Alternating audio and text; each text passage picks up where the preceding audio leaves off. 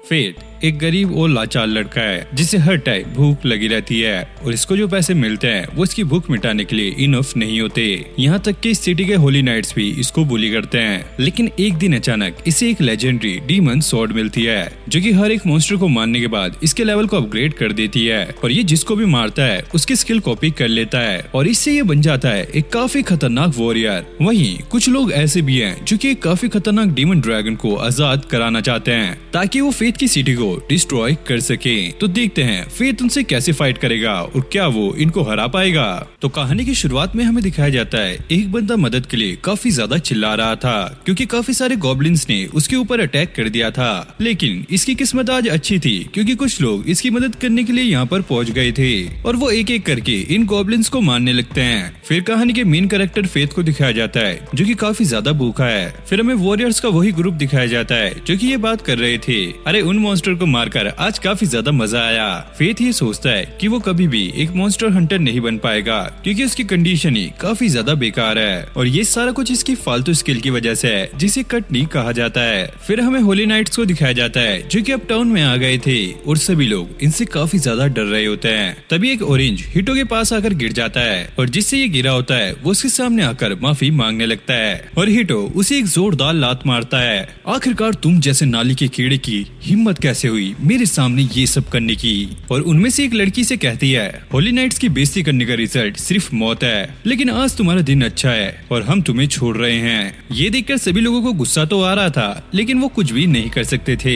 फिर हमें कासल के बाहर फेथ को दिखाया जाता है। अब दिन खत्म हो चुका है और इसे काफी ज्यादा भूख लगने लगती है। अब वो नाइट्स इससे आकर कहते हैं क्या तुम्हें बिल्कुल भी खुशी नहीं है कि तुम हमारे अंडर काम कर रहे हो? हाँ, मैं काफी ज्यादा खुश हूँ। तभी एक नाइट उसके सामने कुछ पैसे फेंक देती है और फेथ जैसे ही उन्हें उठाने लगता है तभी हेटो उसके ऊपर पैर रख देता है। मुझे माफ करना, मुझे तुम जैसा नाली का कीड़ा यहाँ पर दिखाई नहीं दिया।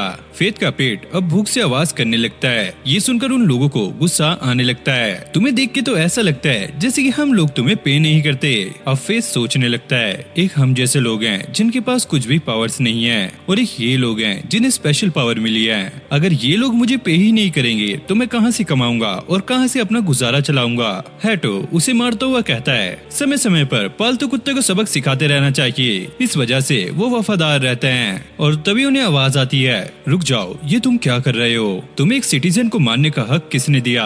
और ये एक लड़की थी जिसका नाम रॉक्सी है और वो कहती है तुम ऐसे बंदे को मार रहे हो जिसे तुम्हें प्रोटेक्ट करना चाहिए। कासल के गेट की ड्यूटी काफी ज्यादा इम्पोर्टेंट होती है जो कि हमें करनी चाहिए और उल्टा तुम इन्हें मार रहे हो। जिसके बाद वो लोग यहाँ से चले जाते हैं। अब रॉक्सी उस लड़की की मदद करने लगती है लेकिन रफाइल जाते हुए उसे गुस्से से देख रही थी। अब रॉक्सी फेथ से ये कहने लगती है तुम चिंता मत करो, मैं तुम्हारी हेल्प करूंगी क्योंकि हम दोनों ही सेम हैं और हमारा काम भी बिल्कुल सेम है, इस कासल को प्रोटेक्ट करना। और वैसे भी एक होली नाइट का काम होता है लोगों को प्रोटेक्ट करना। चलो अब तुम जा सकते हो, तुम्हारी ड्यूटी खत्म हुई और इस गेट को अब मैं प्रोटेक्ट करूंगी और आगे से ऐसा कुछ भी हो तो तुम मुझे बता सकते हो। और वो जाते हुए कहता है मुझे इन सब चीजों की आदत हो गई है तो तुम्हें टेंशन लेने की जरूरत नहीं है। अब फेथ ये सोच रहा था कि राफेल काफी ज्यादा बुरी है, अगर उसने रॉक्सी से मदद ली तो वो इसे भी हार्म कर सकती है। अब बारटेंडर उसे ये कहता है अगर तुम ये सारा कुछ ऐसे ही सहते रहे तो तुम्हारे साथ भी वही होगा जो कि तुमसे पहले एक लड़के का हाल हुआ था। अब फेथ रास्ते में चलता हुआ ये कहता है अभी मैं खाना खाकर आया हूँ लेकिन फिर भी मेरे पेट से आवाज आ रही है। काश मेरे पास कुछ ऐसी स्किल होती जो कि मेरे काफी ज्यादा काम आती। काश मैं कोई वॉरियर या मर्चेंट होता, लेकिन छोड़ो, इसको सोचने का भी कोई फायदा नहीं है। जो मेरे पास स्किल है उसकी वजह से सभी लोग मुझे लूजर समझते हैं। अब फेथ कुछ चोरों को चोरी करके भागते हुए देखता है। वो जल्दी से जाकर रॉक्सी को इन्फॉर्म करता है। रॉक्सी उसे यहीं पर छोड़ के खुद उनसे लड़ने के लिए चली जाती है। अब एक चोर फेथ की तरफ बढ़ने लगता है और वो मन में सोचता है कि अब मुझे यहाँ से भाग जाना चाहिए, लेकिन फिर उसे याद आता है कि रॉक्सी ने भी उसकी मदद की थी। अगर वो भाग गया तो रॉक्सी इससे काफी ज्यादा नाराज हो जाएगी, तो वो रेडी हो जाता है इससे फाइट करने के लिए और वो इस चोर को खत्म कर देता है। तभी एक आवाज आती है तुम्हारी गटनी स्किल्स एक्टिवेट हो चुकी है और तुम्हारे हमारे जो स्टेटस हैं अब वो इंक्रीज होंगे। इसको बिल्कुल भी समझ नहीं आता कि आखिरकार ये हुआ क्या। और फिर से एक आवाज आती है कि तुम्हारे पास एक टेलीपैथी स्किल है। अब रॉक्सी भी यहाँ पर पहुंच गई थी क्योंकि उसे फेथ की फिक्र होने लगी थी। फेथ देखता है कि वो रॉक्सी का माइंड रीड कर पा रहा है, जबकि रॉक्सी ने अभी तक कुछ भी नहीं कहा। रॉक्सी दिमाग में सोच रही थी अब मुझे इन सब की रिपोर्ट देनी होगी। फेथ उस लड़की से कहता है तुम्हें ये कहना है कि तुमने दोनों चोरों को पकड़ा है, क्योंकि अगर राफेल को इसके बारे में पता लगा तो काफी बड़ी प्रॉब्लम हो सकती है। रॉक्सी कहती है शुक्रिया मेरी मदद करने के लिए। अब रॉक्सी उसे एक जॉब ऑफर करती है कि वो उनकी फैमिली के लिए काम कर सकता है। फेथ ऐसा करने से मना करता है। वो कहती है अगर तुम ऐसा नहीं करोगे तो यहीं पर काम करते करते ऐसे ही मर जाओगे। फेथ सोचने लगता है कि रॉक्सी सही कह रही है, यहाँ पे बार बार मरने से अच्छा है कि मैं इसके लिए काम कर लूँ। अब फेथ कहता है मैं कल से काम पर आ जाऊंगा। जिसके बाद हमें उसे घर पे दिखाया जाता है जो कि एक प्रिजन की तरह लग रहा था, और वो सोच रहा था कि आखिरकार आज उसके साथ क्या हुआ। और उसके स्टेटस भी ट्रिपल डिजिट के हो गए हैं। उसे जो स्किल मिली है वो एक मिस्ट्री है, बट वो जब रॉक्सी के साथ था शायद वो एक टेलीपैथी स्किल है। इसे नहीं समझ आता कि इसके साथ क्या हुआ, बट शायद अब मैं एक वॉरियर की तरह मॉन्स्टर्स को हंट कर सकता हूँ। अब फेथ सोड लेने के लिए आया होता है, लेकिन शॉप वाला उसको बिल्कुल भी भाव नहीं देता क्योंकि उसे पता था कि ये बिल्कुल गरीब है। फेथ सोचता है कि इस सिटी में आई हुए उसे काफी ज्यादा टाइम हो गया है, लेकिन अभी तक सिर्फ वो 2 ही सिल्वर कॉइन्स को सेव कर पाया। अब फेथ यहाँ से जाने लगता है। अब ये शॉप वाला उसे कहता है तुम बस ट्रैश सोड को ही अफोर्ड कर सकते हो जो कि यहाँ पर पड़ी है। ये कहकर वो यहाँ से चला जाता है। फिर वो अपनी स्किल का इस्तेमाल करके सारी सोर्ड्स को चेक करने लगता है जिनकी स्ट्रेंथ और ड्यूरेबिलिटी बिल्कुल ही 0 थी। फिर उसे एक अलग सी सोर्ड दिखती है। जैसे वो उसको उठाता है उसमें से एक आवाज आती है मेरा नाम ग्रीड है, अगर तुम अपनी जिंदगी को बदलना चाहते हो तो तुम मुझे खरीद लेना। और इस सोर्ड को पता है कि फेथ के पास कटने की स्किल है और फेथ इसे 2 सिल्वर कॉइन में बाय कर लेता है। फिर हमें विलेरिया फैमिली के 2 मेंबर्स को दिखाया जाता है, जहाँ पर एक लड़की ये कह रही थी रॉक्सी का समझ नहीं आता है, वो किसी को भी बिना पूछे काम पर रख लेती है। अब मेमो ये कहती है कि रॉक्सी को सबक सिखाना होगा। अब राफेल ये कहती है कि फेथ को ऐसे ही काम से नहीं निकाला जा सकता क्योंकि उसकी फैमिली भी बाकी 5 फैमिली की तरह किंगडम को सपोर्ट करती है। अब मेमो राफेल से ये पूछती है कि तुम क्या स्टडी कर रही हो, और वो कहती है कि मेरा गोल इमोर्टल बनना है। अब फेथ अपनी सोर्ड लेकर मॉन्स्टर हंटिंग के लिए जाता है। जब सोर्ड उसे बताती है कि उसके सामने एक गॉब्लिन है, वो आसानी से उसे मार देता है और इसको मारते ही उसकी कटनी स्किल फिर से एक्टिवेट हो जाती है और उसके स्टैट्स भी बढ़ जाते हैं। और इस बार स्ट्रेंथ बूस्ट स्किल एक्टिवेट हुई होती है। अब सोर्ड हंसने लगती है क्योंकि वहाँ पर बहुत सारे गॉब्लिन्स आ गए थे, लेकिन फेथ अब पहले वाला लड़का नहीं रहा। वो काफी आसानी से सारे ही गॉब्लिन्स को मारने लगता है। जैसे जैसे ये इनको मार रहा था तो सोर्ड में से आवाज आने लगती है गटनी स्किल एक्टिवेटेड। और जब वो सारे ही गॉब्लिन्स को मार देता है वो देखता है कि उसका स्टेटस पहले से काफी ज्यादा गुना बढ़ चुका है। ग्रीड उससे पूछती है आज तो तुम खुश होंगे। हाँ, मैं आज काफी ज्यादा खुश हूँ क्योंकि आज मेरे पेट से भी वो आवाज नहीं आई जो कि हमेशा मुझे सुनाई देती थी। और वो कहता है कि मुझे ऐसा लगता था कि एक पर्सन के पास सिर्फ वही स्किल रहती है जो कि उसे बचपन के टाइम मिलती है। ग्रीड कहती है ये बात सच है, लेकिन तुम्हारे पास जो गटनी स्किल है वो तुम्हें बिल्कुल अलग बनाती है। एक आम इंसान जब बैटल करता है तो उसका लेवल इंक्रीज होता है, लेकिन गटनी स्किल अलग है। तुम किसी भी इंसान की स्किल को अपनी स्किल बना सकते हो। और फेस समझ गया था कि क्यों अभी तक उसका लेवल 1 है। अब वॉरियर का एक ग्रुप इसी तरफ आ रहा था। ग्रीड उसे बताता है गटनी स्किल कोई ऐसी स्किल नहीं है जिसे तुम सबको बताओ, ये एक ऐसी स्किल है जो कि नेचर के लॉ के अपोजिट है। फेथ कहता है मैं काफी ज्यादा खुश हूँ क्योंकि ग्रीड ने उसे अपना मास्टर बना लिया है। और वो सोर्ड उससे कहती है अभी खुश होने का टाइम नहीं है, वो सारे वॉरियर्स इसी तरफ आ रहे हैं। तो अब ये लोग सारे गॉब्लिन्स के कानों को कलेक्ट कर लेते हैं ताकि वो गिल्ड से पैसे ले सकें। अब फेस सोच रहा था कि वो इतने सारे पैसों का करेगा क्या। ग्रीड कहता है मेरी मेंटेनेंस ये सबसे पहला काम है। तुम्हें एक ऐसी सोर्ड मिली है जो कि तुम्हारी जिंदगी बदल सकती है, तो इस पे तुम्हें ध्यान रखना होगा। फिर वो एक बंदे से टकराता है जो कि एक छोटी सी बच्ची को लेकर जा रहा था। ये बच्ची उससे हेल्प मांगने लगती है। जब फेथ उसकी स्किल को चेक करने लगता है तो उसे पता लगता है कि इसके पास एक ऐसी स्किल है जिससे ये अपने स्टैट्स को छुपा सकता है। अब फेथ ग्रीड से ये कहता है हमें जाकर उसको बचाना होगा। अब ये आदमी इस बच्ची को कहता है मैं तुम्हें होली नाइट्स को बेचूंगा जिसके बदले मुझे काफी सारे पैसे मिलेंगे। ग्रीड फेथ से ये कहता है लगता है ये बंदा काफी ज्यादा पावरफुल है, तुम इससे पंगा लेने से पहले एक बार सोच लेना चाहिए चाहिए। वहीं फेथ ये कहता है इतनी पावर होने के बावजूद भी मैं इस लड़की को अकेला नहीं छोड़ सकता। और दूसरी तरफ एक नन ऑर्फन बच्चों को ये कह रही होती है लैपस ने जब इस दुनिया को छोड़ा तो लोगों को उन्होंने काफी स्पेशल पावर दी जिन्हें स्किल्स कहा जाता है। और बच्चे कह रहे थे काश वो हमें पेरेंट्स दे देते। नन के कहने पर वो बच्चे गॉड को थैंक्स कहते हैं और अपना खाना खाने लगते हैं। लेकिन एक बच्चा फिर भी यहाँ पर नहीं खा रहा होता है। वो कहता है ये तो बिल्कुल गलत है। कुछ लोगों के पास होली नाइट जैसी काफी पावरफुल स्किल है, वहीं कुछ लोग मेरे जैसे हैं जिनके पास बिल्कुल ही बेकार स्किल्स हैं। शायद इसीलिए मेरे पेरेंट्स ने मुझे छोड़ दिया। और वो नन बताती है लैम्पस जब इस दुनिया में थे तो किसी के पास भी कोई पावर नहीं हुआ करती थी और न ही मॉन्स्टर इस दुनिया में थे। ये बच्चा कहता है काश मैं उस टाइम पैदा हुआ होता। तभी एक नन आकर ये कहती है एक ऑर्फन मिसिंग है। अब ये सोचने लगती है कि सहारा कहाँ पर गई होगी। फिर हमें पता लगता है जो लड़की किडनैप हुई होती है उसी का नाम सहारा था। अब किडनैपर उसे कहता है चुप हो जाओ और वहाँ से चला जाता है, जिसके बाद फेथ आकर उसे खोल देता है। लेकिन वो किडनैपर वहाँ से नहीं गया होता।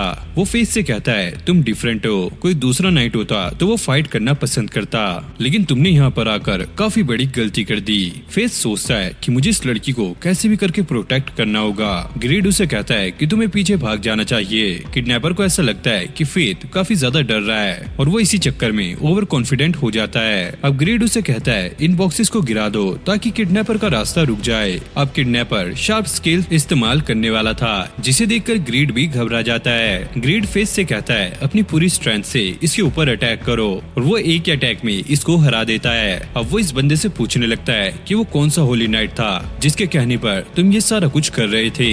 लेकिन ये किडनैपर उसे बताने से मना कर रहा होता है। और जब फेथ उसे टॉर्चर करने लगता है तो वो कहता है रुक जाओ मैं बता रहा हूँ, ये सारा कुछ कराने वाला हेटो है। और हम देखते हैं कि हेटो टारगेट प्रैक्टिस के लिए एक बच्चे को यूज कर रहा होता है। अब फेथ ने फाइनली उस लड़की को बचा लिया था। तभी उस बच्ची के पेट में से आवाज आने लगती है तो ये दोनों खाने के लिए मार्केट में आ जाते हैं। और सहारा ने ऐसा खाना आज तक नहीं खाया होता और ये खाना काफी ज्यादा गर्म होता है। फेथ कहता है जरा संभल कर खाओ, ये काफी ज्यादा गर्म है। जिसके बाद उसकी आंखों में आंसू आ जाते हैं। जिसके बाद फेथ उसे अपना खाना भी दे देता है और उसके बाद वो उसे ऑर्फनेज छोड़कर आ जाता है। सहारा उसे थैंक्स कहती है और ये पहली बार था जब उसे किसी ने थैंक्स कहा था। फेथ उसे बताने लगता है कि उसकी स्किल भी यूजलेस है क्योंकि उसे हर टाइम भूख लगी रहती है। अगर तुम मुश्किल टाइम में सब्र करोगी तो अच्छा टाइम भी जरूर से आएगा। और ये बात उसके डैड ने उसे बचपन में कही होती है, लेकिन उस टाइम उसे इसकी समझ नहीं थी और ये वो वर्ड्स ही थे जिसकी वजह से इसने आज तक हिम्मत नहीं हारी।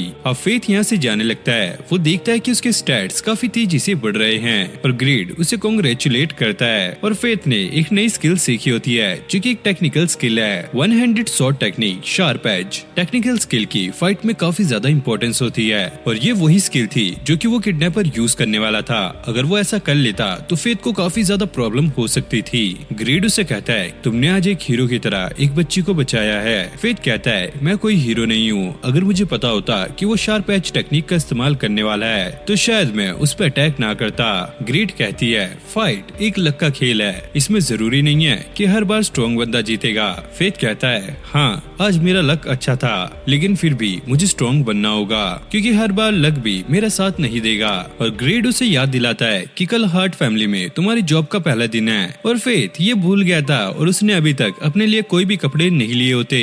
यहाँ बार टेंडर को एक बूढ़ा आदमी ये बता रहा होता है सर मैसन की स्क्वाड पर एक डिवाइन ड्रैगन ने अटैक कर दिया है, अब हार्ट फैमिली के फ्यूचर का क्या होगा। रॉक्सी ही बस हार्ट फैमिली की सक्सेसर है। सर मैसन की वजह से ही होली नाइट्स कंट्रोल में थे और मुझे नहीं पता कि रॉक्सी उन होली नाइट्स को कंट्रोल कर भी पाएगी या नहीं। और ये बूढ़ा अंकल फेथ के बारे में भी पूछता है। बारटेंडर बताता है वो हर बार काम के बाद में आता है, लेकिन आज वो नहीं आया। और फेथ ये देखकर काफी ज्यादा शॉक हो रहा होता है क्योंकि आज वो पहली बार नाइट डिस्ट्रिक्ट में आया है और हार्ट फैमिली की स्टेट तो और भी ज्यादा खूबसूरत है। अब रॉक्सी फेथ को लेने के लिए आई होती है। फेथ उसे देखकर ब्लश कर रहा होता है और रॉक्सी भी उसे कॉम्प्लीमेंट करती है कि आज वो साफ सुथरा लग रहा है। और इसके बाद फेथ को पता लगता है कि रॉक्सी के फादर अब इस दुनिया में नहीं रहे।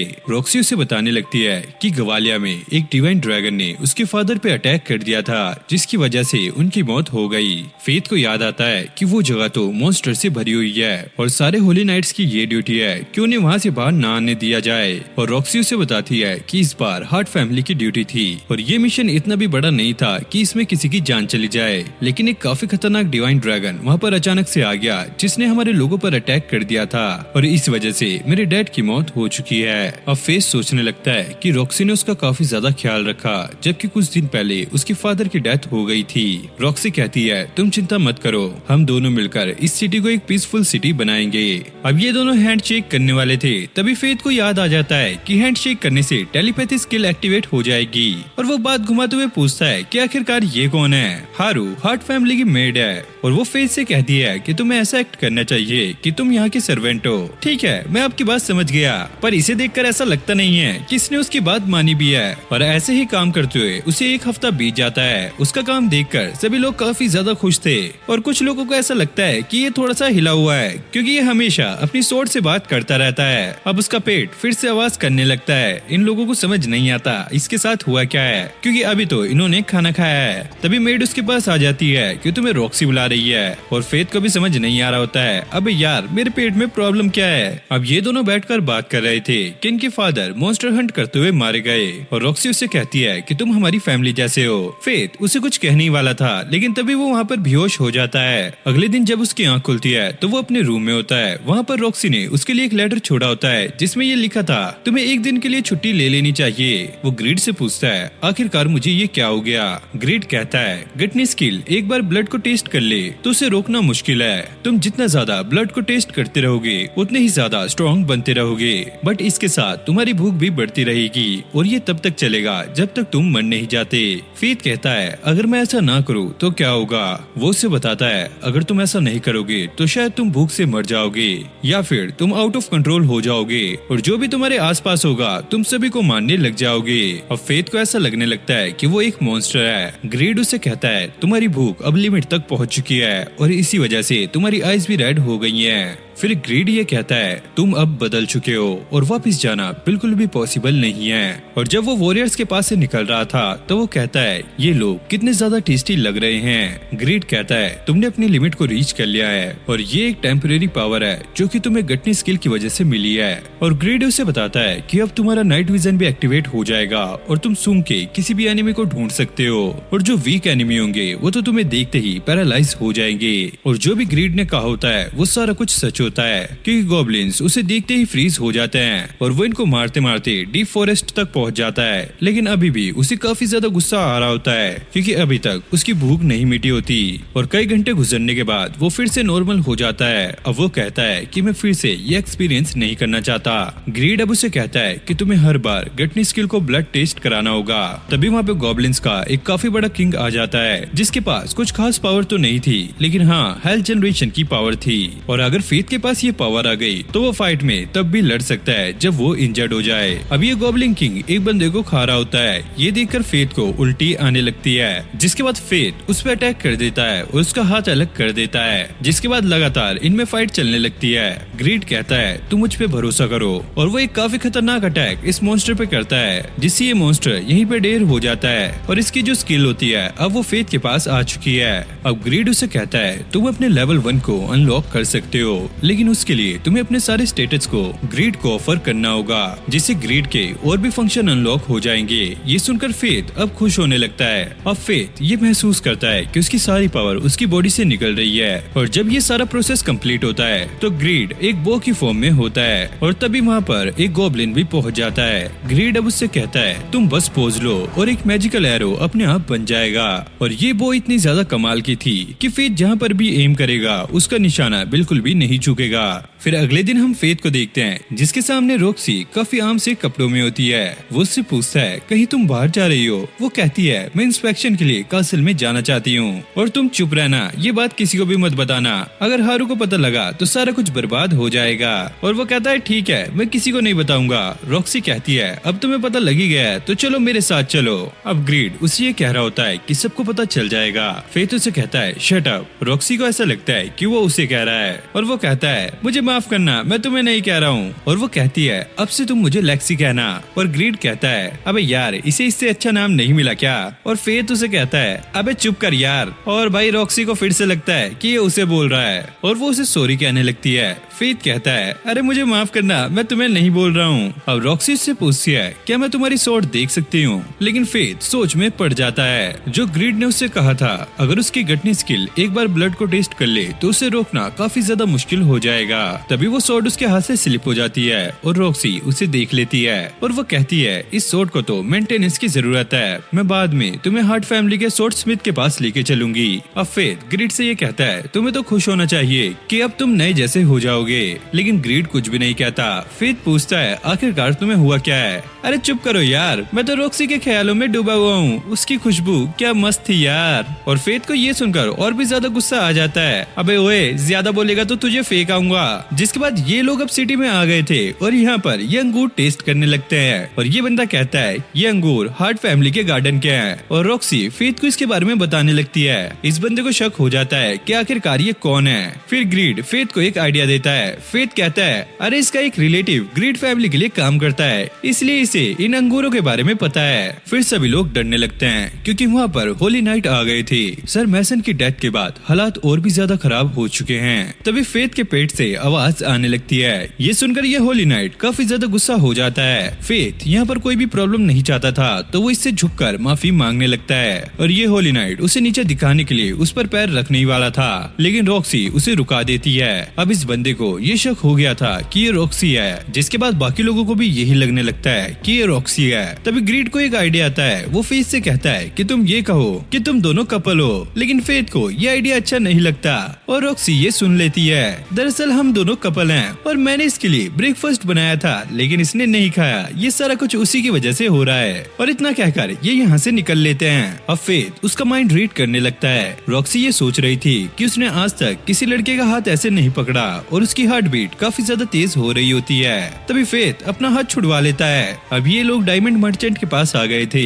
रॉक्सी कहती है उसे डायमंड काफी ज्यादा पसंद है और वहाँ पर ओट्स भी होते हैं। फेथ अब अपनी आइडेंटिफाई स्किल का इस्तेमाल करने लगता है। ग्रीड उसे कहता है, अगर ओनर को पता लगा तो बहुत बड़ी प्रॉब्लम हो सकती है। अब रॉक्सी एक डायमंड को देखने लगती है। फेथ सोचता है, वैसे तो ये एक होली नाइट है, लेकिन इसको देखकर ऐसा लगता है कि ये एक आम सी लड़की है। अब मर्चेंट उन्हें डिस्काउंट देने लगता है और वो कहता है कि ये डायमंड तुम्हारी गर्लफ्रेंड पे अच्छा लगेगा, तुम इसे ले सकते हो। लेकिन रॉक्सी कहती है, ये मुझे नहीं चाहिए। अब रॉक्सी फेथ से ये बात कर रही थी कि तुम यहाँ पर कितने एक्टिव वॉरियर्स को जानते हो। तभी दो लोग ये बात कर रहे थे कि फॉरेस्ट में काफी सारे गॉब्लिन्स मरे हुए मिले। वैसे तो ये एक मॉन्स्टर का काम लगता है, लेकिन हमें ये समझ नहीं आ रहा है कितने सारे गॉब्लिन्स के कान चर्च में किसने डोनेट किए। अब रॉक्सी फेथ से कहती है कि वो उसे वॉरियर के अड्डे पर लेके चले। फेथ समझ जाता है कि इसका मिशन है गॉब्लिन इंसिडेंट का पता लगाना। रॉक्सी अब कहती है, शायद कोई मॉन्स्टर कैपिटल के पास पहुंच चुका है। और ग्रीड कहता है, अबे ये तो कमाल का ट्विस्ट है, क्योंकि असल में जिसे वो मॉन्स्टर समझ रही है वो तो फेथ है। अब वो रॉक्सी को उसी बार में ले आता है जहाँ पर वो जाया करता था। बारटेंडर उसे देखकर कहता है, अरे वाह, तुम तो अभी भी जिंदा हो, और क्या बात है, तुमने तो गर्लफ्रेंड भी बना ली है। जिसके बाद फेथ काफी ज्यादा नर्वस होने लगता है क्योंकि सभी लोग रॉक्सी को उसकी गर्लफ्रेंड समझ रहे थे और रॉक्सी भी काफी ज्यादा ब्लश कर रही थी और उसके हाथ से वो कप टूट जाता है। फिर फेथ के हाथ से भी वो कप टूट जाता है। बारटेंडर कहता है, कोई बात नहीं, ये तो होता रहता है। अब ये बंदा उन्हें गॉब्लिन वाले इंसिडेंट के बारे में बताने लगता है। मैंने सुना है कि एक वॉरियर को काफी सारे गॉब्लिन मरे हुए मिले, तो उसने उन सभी के कान काटे और एक चर्च के पास छोड़ दिए। रॉक्सी कहती है, हाँ ऐसा ही हुआ होगा, क्योंकि अगर उन गॉब्लिन्स को कोई वॉरियर मारता तो वो उनके कान अपने साथ ले जाता।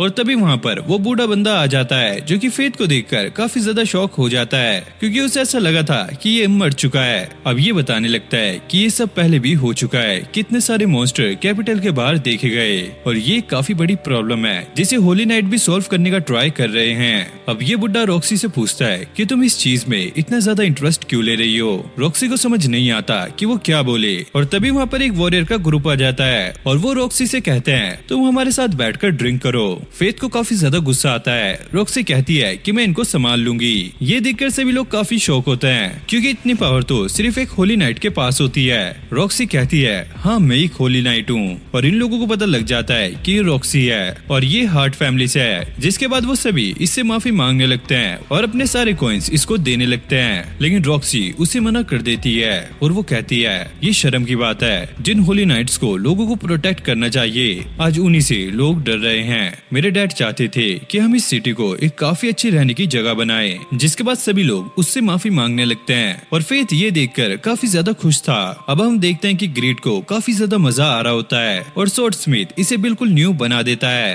अब रॉक्सी फेथ को ये बताने लगती है कि उसे गॉब्लिन वाले इंसिडेंट के बारे में इसलिए नहीं पता क्योंकि इस इंसिडेंट को लैरिक फैमिली देख रही है और उन्होंने इसे अभी तक इन्फॉर्म नहीं किया। फिर हम देखते हैं कि हीडो ने एक बच्ची को पकड़ा होता है और लैरिक्स ये कहते हैं कि हम इस बच्चे को अपनी प्रोटेक्शन में ले रहे हैं, लेकिन फेथ उस बच्चे को उनसे छुड़वा लेता है क्योंकि उसको हीडो के बारे में पता है और रॉक्सी उनसे कहती है कि हम इसका ध्यान रखेंगे। अब ये दोनों मिलकर उस बच्चे की फैमिली को ढूंढने लगते हैं। फिर फेथ याद करता है कि वो भी बचपन में एक बार ऐसे ही गुम हो गया था और तब वो इस कैपिटल में आया और इसको याद नहीं है कि किस होली नाइट ने उसका ध्यान रखा था। जिसके बाद इस बच्चे की मॉम मिल जाती है। ये देखकर ये लोग काफी ज्यादा खुश थे। अब शाम होने के बाद ये लोग वापस जाने लगते हैं। अब फेथ ये कह रहा होता है आज जैसा मेरा दिन गया काश ऐसे ही मेरे रोज दिन जाए और वो ग्रीड से कहने लगता है क्या कोई रास्ता नहीं है जिससे हम मॉन्स्टर हंट करें लेकिन रॉक्सी को इसके बारे में पता न लगे।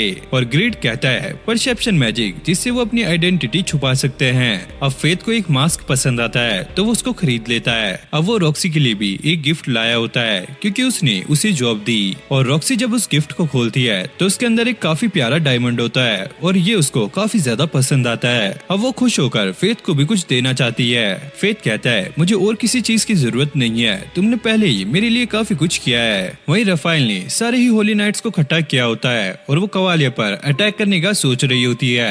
फिर हमें फेथ को दिखाया जाता है जिसने एक मास्क पहना होता है। वॉरियर्स उसे देखकर कहते हैं भागो ये तो कॉर्प्स है। ग्रेट कहता है अरे वाह ये तो काफी मस्त नाम है। अब फेथ कहने लगता है मुझे कुछ भी करके अपने स्टैट्स को बढ़ाना होगा। अब अगले दिन रॉक्सी फेथ से ये कहती है हमें एक सीक्रेट मिशन पे जाना है। फेथ पूछता है क्या हम फिर से कोई इंस्पेक्शन पे जा रहे हैं। अब रॉक्सी बताने लगती है ये सारी जगह हार्ट फैमिली की लैंड है और अभी अपनी लोकेशन पे पहुंच गए थे जहाँ पे रॉक्सी की मॉम उनका वेलकम करती है। रॉक्सी अपनी मॉम से कहती है आपको डॉक्टर ने आराम करने के लिए कहा है। उसकी मॉम कहती है मैं बिल्कुल ठीक हूँ और ये लड़का कौन है। और वो बताती है कि ये मेरा सर्वेंट है जो कि मेरे साथ मेरी हेल्प कराने के लिए आया है। और उसकी मॉम कहती है मेरा नाम आयशा हर्ट है और तुम्हें रॉक्सी कैसे लगती है। ये सुनकर दोनों ही ब्लश करने लगते हैं। रॉक्सी कहती है मॉम आप ये क्या पूछ रही हो। वो कहती है मैं तो इसलिए पूछ रही हूँ क्योंकि ये तुम्हारा सर्वेंट है और तुम इन्हें कैसे ट्रीट करती हो ये तो पूछना पड़ेगा ना। और वो झुककर कहता है लेडी रॉक्सी ने अभी तक मेरी काफी ज्यादा हेल्प की है और मैं मरते दम तक उनका साथ दूंगा। और रॉक्सी ये सुनकर नर्वस हो जाती है और वो भागकर अपने रूम में चली जाती है। और उसकी मॉम कहती है जब भी ये नर्वस होती है तो ऐसे ही रिएक्ट करती है। तब रॉक्सी अपने रूम में जाके अपने फादर की फोटो को देखने लगती है। फादर मुझे आप काफी ज्यादा याद आते हो। बचपन में मैंने आपसे वादा किया था और मैं जरूर उसको पूरा करूंगी। होली नाइट्स और आम लोग आपस में मिलकर रहेंगे। अब फेथ गार्डन में काम कर रहा होता है तभी एक वर्कर उससे आकर कहता है गन्ने का जूस बड़ा गिलास 20 रुपए का। तुम काफी ज्यादा थक गए होंगे चलो रेस्ट कर लो। और वो बताने लगता है कि हम पीढ़ी दर पीढ़ी यहाँ पर खेती कर रहे हैं और सर मेसन ने हमारी काफी ज्यादा हेल्प की है लेकिन जब से उनकी डेथ हुई है सारी जिम्मेदारी रॉक्सी पर आ गई है और अब वो हमारी हेल्प करने के लिए भी यहाँ पर पहुँच गई है। फेथ पूछता है क्या वो हर साल आपकी हेल्प कराने के लिए यहाँ पर आती है। ये बंदा कहता है हाँ और साथ ही वो मॉन्स्टर से प्रोटेक्ट भी करती है क्योंकि खाने की तलाश में वो हमारे खेतों पे अटैक कर देते हैं। अब फेथ का पेट फिर से आवाज करने लगता है। अब फेथ रास्ते में जा रहा होता है वहाँ पे उसे एक लड़की मिलती है जिसकी आइज बिल्कुल इसके जैसी थी। अब ये अपनी आइडेंटिफाई स्किल का इस्तेमाल करता है लेकिन इसको कुछ भी पता नहीं लगता। अब ये लड़की उसे देखकर कहती है लगता है मैं जल्दी आ गई, मैं उन मॉन्स्टर से लड़ने के लिए आई थी लेकिन उनको तुम रख लो हम बाद में मिलेंगे। अब फेथ ये पूछता है अबे यार ये थी कौन। ग्रेट कहता है मुझे क्या पता मेरी क्या रिश्तेदार है। अब वहाँ पर रॉक्सी भी पहुँच जाती है। रॉक्सी उसे बताती है मुझे लगता है कि ये लड़की एक गालियन थी। फेथ कहता है ग्वालिया तो पहले ही डिस्ट्रॉय हो चुका था। वो बताती है कि हाँ ऐसा कहा जाता है 4000 साल पहले जब मॉन्स्टर ने ग्वालिया पे अटैक किया तो वो एक काफी पावरफुल किंगडम थी लेकिन मॉन्स्टर के इतने ज्यादा होने की वजह से वो उनसे फाइट नहीं कर पाए जिसकी वजह से ग्वालिया पूरी तरीके से डिस्ट्रॉय हो गया था। फेथ कहता है शायद उसमें से एक गालियन बच गया है। रॉक्सी भी कहती है हाँ मैंने भी पहली बार इस लड़की को देखा है। अब फेथ उससे पूछने लगता है कि आप मॉन्स्टर को हंट करने के लिए अकेली जाओगी। वो कहती है नहीं मेरे साथ और भी वॉरियर्स होंगे और तुम टेंशन मत लो क्योंकि मैं तो एक होली नाइट हूँ। अगली सुबह मॉन्स्टर्स ने खेतों की सारी फसल उजाड़ दी थी।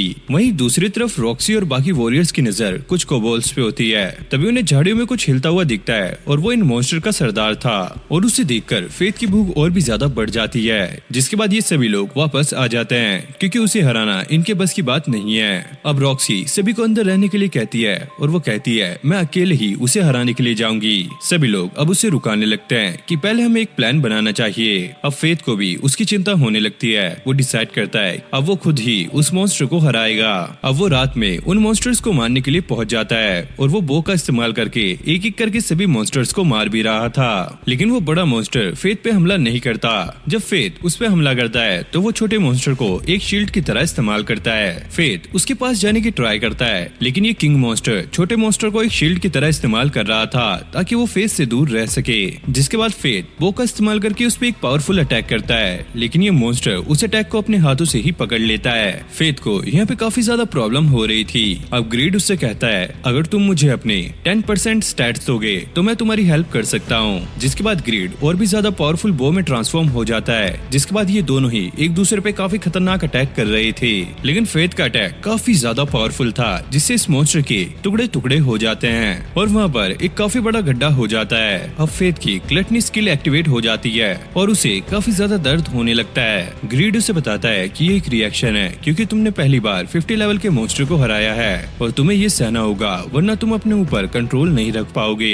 अगली सुबह जब वॉरियर्स वहाँ पर पहुँचते हैं तो वो देखते हैं कि इन मॉन्स्टर को किसी ने काफी बुरी तरीके से मारा है। रॉक्सी भी ये सोचती है जिसने इन्हें मारा होगा वो कितना ज्यादा पावरफुल होगा। अब अगले सीन में फेथ उन सभी के साथ बैठकर लंच कर रहा था, जहाँ पर रॉक्सी अभी भी यही सोच रही होती है कि उन सभी मॉन्स्टर को आखिरकार मारा किसने। और इसका सबसे पहला शक उस गालियन लड़की पे जाता है क्योंकि वो किसी भी होली नाइट से काफी ज्यादा पावरफुल होते हैं। जिसके बाद रॉक्सी की मॉम फेथ को अपने रूम में बुलाती है और उससे कहती है मेरी जिंदगी के बस अब कुछ ही दिन बचे हैं, तो मेरे जाने के बाद क्या तुम रॉक्सी का ध्यान रख सकते हो। और वो उसे बताती है कि वो फेथ की तरह ही एक आम इंसान है जिसके पास भी कोई स्किल नहीं है और इसीलिए वो खुद को ब्लेम करती है रॉक्सी की कमजोरी के लिए। अब रात में फेथ और भी गॉब्लिन्स को मारने लगता है, लेकिन ये उसकी भूख नहीं मिटा पाते। जिसके बाद ग्रीड उससे ये कहने लगता है तुम्हारी भूख ये गॉब्लिन्स नहीं मिटा सकते, लेकिन उनसे ज्यादा पावरफुल मॉन्स्टर आसपास नहीं थे। अब अगले दिन फेथ उसी बार में बैठा होता है और इसने अपनी आंख को कवर किया होता है और यहाँ पे उसे लोगों की बातों से ये पता लगता है कि हार्डो लिच को मारने के लिए अपने होली नाइट्स के साथ जाएगा और जिस लिच की ये लोग बात कर रहे थे वो फेथ का मास्क वाला रूप है। अगले दिन हम काफी सारे होली नाइट्स को देखते हैं जिसमें रॉक्सी को भी सिलेक्ट किया होता है गालिया जाने के लिए और ये सब वो अपने फादर की ग्रेव पे आके बता रही होती है। अब फेथ उसे वहाँ जाने से मना करता है क्योंकि इसकी वहाँ पे जान भी जा सकती है, लेकिन रॉक्सी ने अब अपना मन बना लिया था और फिर हमें पता लगता है कि ये सारा कुछ लैरिक्स का प्लान है ताकि वो रॉक्सी को रास्ते से हटा सके। अब रात में हार्डो अपने साथियों के साथ लिच को मारने के लिए पहुंच गया था और सबसे पहले उसके साथी लिच पे अटैक कर देते हैं, लेकिन फेथ उन्हें आसानी से हरा देता है और उसके बाकी साथी ये देखकर वहाँ से भाग जाते हैं। अब हार्डो वहाँ पर अकेला रह गया था, लेकिन वो हार मानने के लिए तैयार नहीं होता। तभी फेथ अपना मास्क निकाल देता है और हार्डो उसे देखकर काफी ज्यादा शॉक हो जाता है। आखिरकार तुम्हारे पास इतनी पावर आई कैसे, ये मैं तुम्हें बताना जरूरी नहीं समझता। अब हार्डो उससे कहता है तुम मुझे जानते नहीं हो कि मैं कौन हूँ, मैं एक होली नाइट हूँ और साथ ही लैरिक फैमिली का दूसरा बेटा। अब फेथ उससे कहता है चलो दिखाओ तुम्हारे अंदर कितनी पावर है और वो ग्रीड से पूछता है क्या तुम इसकी होली सोर्ड को तोड़ सकते हो। हाँ, ये तो मेरे लिए बच्चों का खेल है। अब हार्डो उस पे ग्रैंड क्रॉस का अटैक करता है, लेकिन फेथ उससे काफी आसानी से बचकर उसके पीछे पहुंच जाता है। अब हार्डो फिर से उस पर अटैक करने वाला था, लेकिन फेथ उसकी तलवार को काट देता है। ये देखकर हार्डो हैरान था, आखिरकार तुमने मेरी होली सोर्ड को काटा कैसे। ये देखकर वो काफी ज्यादा डर गया था और उसके कदम पीछे ही जाने लगते हैं। तभी वो नीचे भी गिर जाता है। अब फेथ उसे उठा लेता है। क्या यही एक होली नाइट की पावर है? और वो उन दिनों को याद करने लगता है जब हार्डो उसे काफी ज्यादा परेशान किया करता था, जिसके बाद वो उसके सिर को पकड़ के पेड़ों से भिड़ाने लगता है और हार्डो की हालत काफी ज्यादा खराब हो गई थी और वो फेथ से माफी मांग रहा होता है, लेकिन फेथ माफ करने के मूड में नहीं था। अब फेथ उसे हवा में उछालता है और अपनी बो से उस पर अटैक करता है, जिससे उसकी हालत और भी ज्यादा बेकार हो जाती है। अब वो कहता है तुमने मुझे जिंदा क्यों छोड़ा है, चलो अब मुझे मार डालो। फेथ कहता है मुझे पहले कुछ अपने सवालों के जवाब चाहिए। हाँ, मुझे पता है कि तुम रॉक्सी के बारे में पता करना चाहते हो। उसने खुद वॉलंटियर किया था गवालिया में जाने के लिए ताकि वो लोगों की जान बचा सके। हार्डो कहता है कि मैं रॉक्सी का वहाँ पर जाना कैंसिल करवा दूंगा, बस तुम प्लीज मुझे छोड़ दो। लेकिन फेथ उसे मार देता है। अब फेथ को उसकी होली स्वॉर्ड की टेक्निक भी मिल चुकी होती है। फिर फेथ अपने स्टैट्स ग्रीड को ऑफर करता है, जिससे वो अपनी नेक्स्ट फॉर्म में ट्रांसफॉर्म हो जाता है, जो कि किसी भी चीज को काट सकती है। अब अगले दिन रॉक्सी गालिया के लिए निकल रही थी, जिसे कि 3 साल लग जाएंगे अगर उसने डिवाइन ड्रैगन को हरा भी दिया तो। जिसके बाद वो सभी से मिलकर यहाँ से चली जाती है। अब हारू फेथ को एक लेटर देती है, जो कि लेटर ऑफ रिकमेंडेशन है रॉक्सी की तरफ से। इसकी मदद से वो किसी भी रॉयल फैमिली के घर के अंदर एक सर्वेंट के तौर पर काम कर सकता है, जिससे लैरिक फैमिली भी उसे परेशान नहीं करेगी। लेकिन फेथ उस लेटर को वापस कर देता है, मैं अपना रास्ता खुद बनाऊंगा। और अब वो अपना सामान पैक करके ये कहने लगता है, भले ही मैं रॉक्सी को नहीं रोक सकता, लेकिन मैं उसकी हेल्प करने के लिए वहाँ तो जा सकता हूँ। जिसके बाद हारू भी उसे उसके काम के पैसे दे देती है और वो सभी को बाय बोलकर वहाँ से चला जाता है। तभी हमें कासल में एक लेडी को दिखाया जाता है, जो कि ये बात कर रही थी। अभी तक सारा कुछ प्लान के हिसाब से जा रहा है। वहीं दूसरी तरफ रॉक्सी गालिया पहुंच गई है और वो सभी वॉरियर से ये कह रही थी, अब मेरी फादर की जगह मैं आपको लीड करूंगी और आप सबकी रक्षा करना ये मेरी जिम्मेदारी है। और जब वो स्पीच के बाद नीचे आती है तो वहाँ पर उसे मेरिया और मोगू नाम के 2 वॉरियर मिलते हैं, जो कि इसके साथ उस मिशन पे जाना चाहते हैं। वहीं फेथ एक टाटा नाम की सिटी में पहुंच जाता है, जिसे एक मर्चेंट सिटी भी कहा जाता है, क्योंकि यहाँ पर ट्रेडिंग काफी ज्यादा होती है। वो 5 साल पहले भी यहाँ पर आया था, लेकिन उसको पत्थर मारकर यहाँ से भगा दिया गया था। अब वो एक काट वाले के पास जाकर कहता है, अंकल मुझे गालिया जाना है, क्या आप मेरी मदद कर सकते हो? और वो बंदा कहता है, कुछ देर में रात होने वाली है तो मॉन्स्टर का खतरा काफी ज्यादा होगा, तो अभी मैं तुम्हारे साथ नहीं जा सकता। अब फेथ को भूख लग चुकी थी तो वो खाना खाने के लिए एक रेस्टोरेंट में जाता है। वहाँ रेस्टोरेंट में एक आदमी कुछ वॉरियर से अपने विलेज को बचाने के लिए मदद मांग रहा होता है और वो कहते हैं कि इस चिल्लर से कुछ नहीं होने वाला। जिसके बाद वो पैसों को नीचे फेंक देते हैं। अब वो वॉरियर उसके सिर पर पैर रख के कहता है, अगर तुम्हें हमारी मदद चाहिए तो जाओ और पैसे लेके आओ। तभी फेथ आकर उस वॉरियर को पीछे कर देता है और जब उसके साथी उस पर अटैक करने लगते हैं तो ये आसानी से उनको भी संभाल लेता है। अब वो आदमी फेथ को उसकी मदद के लिए शुक्रिया कहता है और फेथ उसे कहता है, हम काफी टाइम बाद मिल रहे हैं, क्यों है ना सेट? अब ये बंदा भी उसे पहचान जाता है, क्योंकि बचपन में सेट और उसके साथी फेथ को बुली किया करते थे, क्योंकि फेथ के डैड एक हंटर थे और वो मॉन्स्टर को हंट किया करते थे। लेकिन कुछ टाइम बाद उनकी मौत हो गई थी और विलेज के चीफ ने उसके डैड को इसलिए रखा था क्योंकि उनके पास एक स्पेयर स्किल थी। लेकिन उसके डैड की मौत के बाद वो फेथ को वहाँ पर नहीं रखना चाहते थे, जिसके बाद वो सभी लोग उसे पत्थर मार के वहाँ से भगा देते हैं। और सेट उसी विलेज चीफ का बेटा है, जो कि अब फेथ से मदद मांग रहा होता है। अब ग्रीड उसी ये कहने लगता है, वैसे भी तुम्हें मॉन्स्टर को मारना ही पड़ता है, क्यों ना हम इसकी रिक्वेस्ट को एक्सेप्ट कर लें। जिसके बाद फेथ उसकी बात को मान जाता है और सेट उसे अपने विलेज में ले जाता है। वहीं सेट के डैड अब फेथ को देखकर कहता है, तुम्हारी हिम्मत कैसे हुई इस कूड़े को यहाँ पर लाने की? ये कचरा है और इसे गांव से दूर रहना चाहिए। अब सेट उन्हें समझाने लगता है कि फेथ सच में काफी ज्यादा स्ट्रॉन्ग है, उसने मेरे सामने ही काफी सारे वॉरियर्स को हराया है। लेकिन गांव का चीफ ये मानने के लिए तैयार नहीं था। विलेज चीफ अब उससे कहते हैं कि मैं कल खुद जाकर वॉरियर्स को लेकर आऊंगा। अब गांव के लोग ये कहने लगते हैं, अगर उन मॉन्स्टर्स ने आज ये अटैक कर दिया तो हम क्या करेंगे?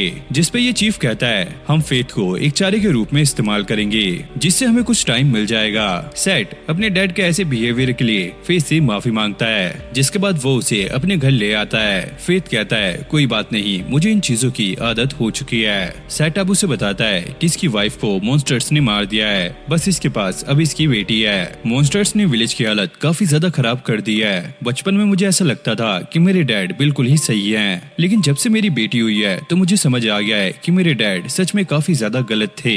और फेट उसे देखकर समझ जाता है कि ये पहले से काफी ज्यादा बदल चुका है और उसे और उसकी बेटी को देखकर उसे अपने फादर की याद आने लगती है। अब सेट उसे मॉन्स्टर्स के बारे में बताने लगता है। करीब ये मॉन्स्टर 1 महीना पहले आना शुरू हुए। कुछ विटनेसेस की माने तो ये मॉन्स्टर उड़ भी सकते हैं, इसलिए हमने कुछ वॉरियर्स को हायर करने का सोचा, लेकिन वो वॉरियर्स काफी ज्यादा महंगे हैं। अब फेथ को भूख लगने लगती है तो सेट उसके लिए खाना लेने चला जाता है। अब ग्रीड फेथ को ये बताने लगता है, जिस हिसाब से ये बातें कह रहा था इससे तो मुझे ये लगता है कि ये मॉन्स्टर कोई आम मॉन्स्टर नहीं है, बल्कि गार्गोइल्स हैं और ये काफी ज्यादा समझदार होते हैं, जो कि एनिमीज के हिसाब से अपने अटैक को बदल सकते हैं। अब वो बच्ची सेट को एक कैंडी देती है, जिसे वो खा लेता है। अब सेट उसके लिए कुछ खाना लेकर आया होता है। फेथ उसे खाने ही वाला था, लेकिन उससे पहले ही वो बेहोश हो जाता है। अब सेट को समझ नहीं आता कि इसको उसको हुआ क्या। जिसके बाद उसकी बेटी उसे बताने लगती है कि ग्रैंडपा ने फेथ को एक टॉफी देने के लिए कहा था। अब सेट काफी ज्यादा गुस्सा हो जाता है कि उसके डैड इतना ज्यादा गिर सकते हैं। तभी से एक आवाज आती है कि मॉन्स्टर विलेज में आ चुके हैं।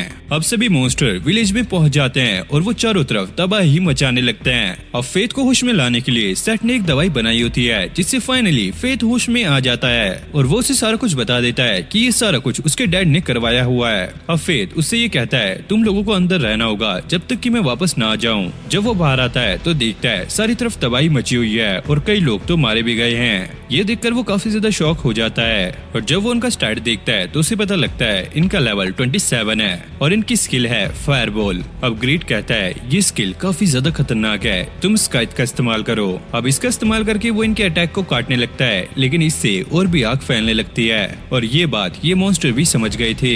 तो वो सभी मिलकर एक कंबाइन अटैक करते हैं लेकिन फेथ अपने वेपन से उनके अटैक को काट देता है और इससे कई मॉन्स्टर मर भी जाते हैं। अब उसकी कटनी स्किल एक्टिवेट हो गई थी और इसके पास भी फायरबॉल स्किल आ गई थी।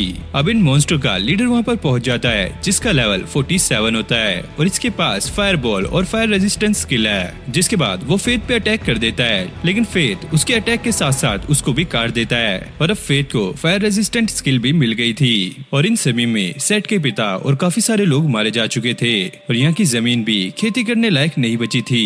अब सेट डिसाइड करता है कि वो शहर जाकर काम करेगा ताकि वो अपनी बेटी को एक सही लाइफ दे सके और फेथ वहाँ से जाने से पहले अपने पेरेंट्स की ग्रेव पे विजिट करता है। वहीं दूसरी तरफ रॉक्सी लॉर्ड ऑफ लैनचेस्टर के पास जा रही थी। म्यूगन रॉक्सी से कहता है उस लॉर्ड के सामने थोड़ा ध्यान से रहना और रॉक्सी को समझ नहीं आता कि ये ऐसा क्यों कह रहा है। और यहाँ पर फेथ घोड़ा गाड़ी में बैठकर आगे जा रहा होता है और वो काफी ज्यादा सुस्ती में होता है और ये बंदा उसे देखकर कहता है अबे यार मैंने तुम्हें यहाँ पे अपनी सेफ्टी के लिए रखा है और तुम सो रहे हो, मैं ऐसे ही तुम्हें 3 गोल्ड कॉइन्स नहीं देने वाला। फेथ कहता है आप चिंता मत कीजिए, भले ही मैं पतला दिखता हूँ लेकिन मैं होली नाइट जैसे लड़ सकता हूँ। तभी वहाँ पे कुछ गुंडे आ जाते हैं जो कि इनसे कहते हैं तुम्हारे पास जितना भी सामान है वो सारा बाहर निकाल दो। फेथ उन्हें रोकने के लिए जा रहा होता है लेकिन उससे पहले ही वो ड्राइवर आकर इससे लिपट जाता है। प्लीज मुझे बचा लो, प्लीज प्लीज प्लीज, अरे यार बचा लो ना।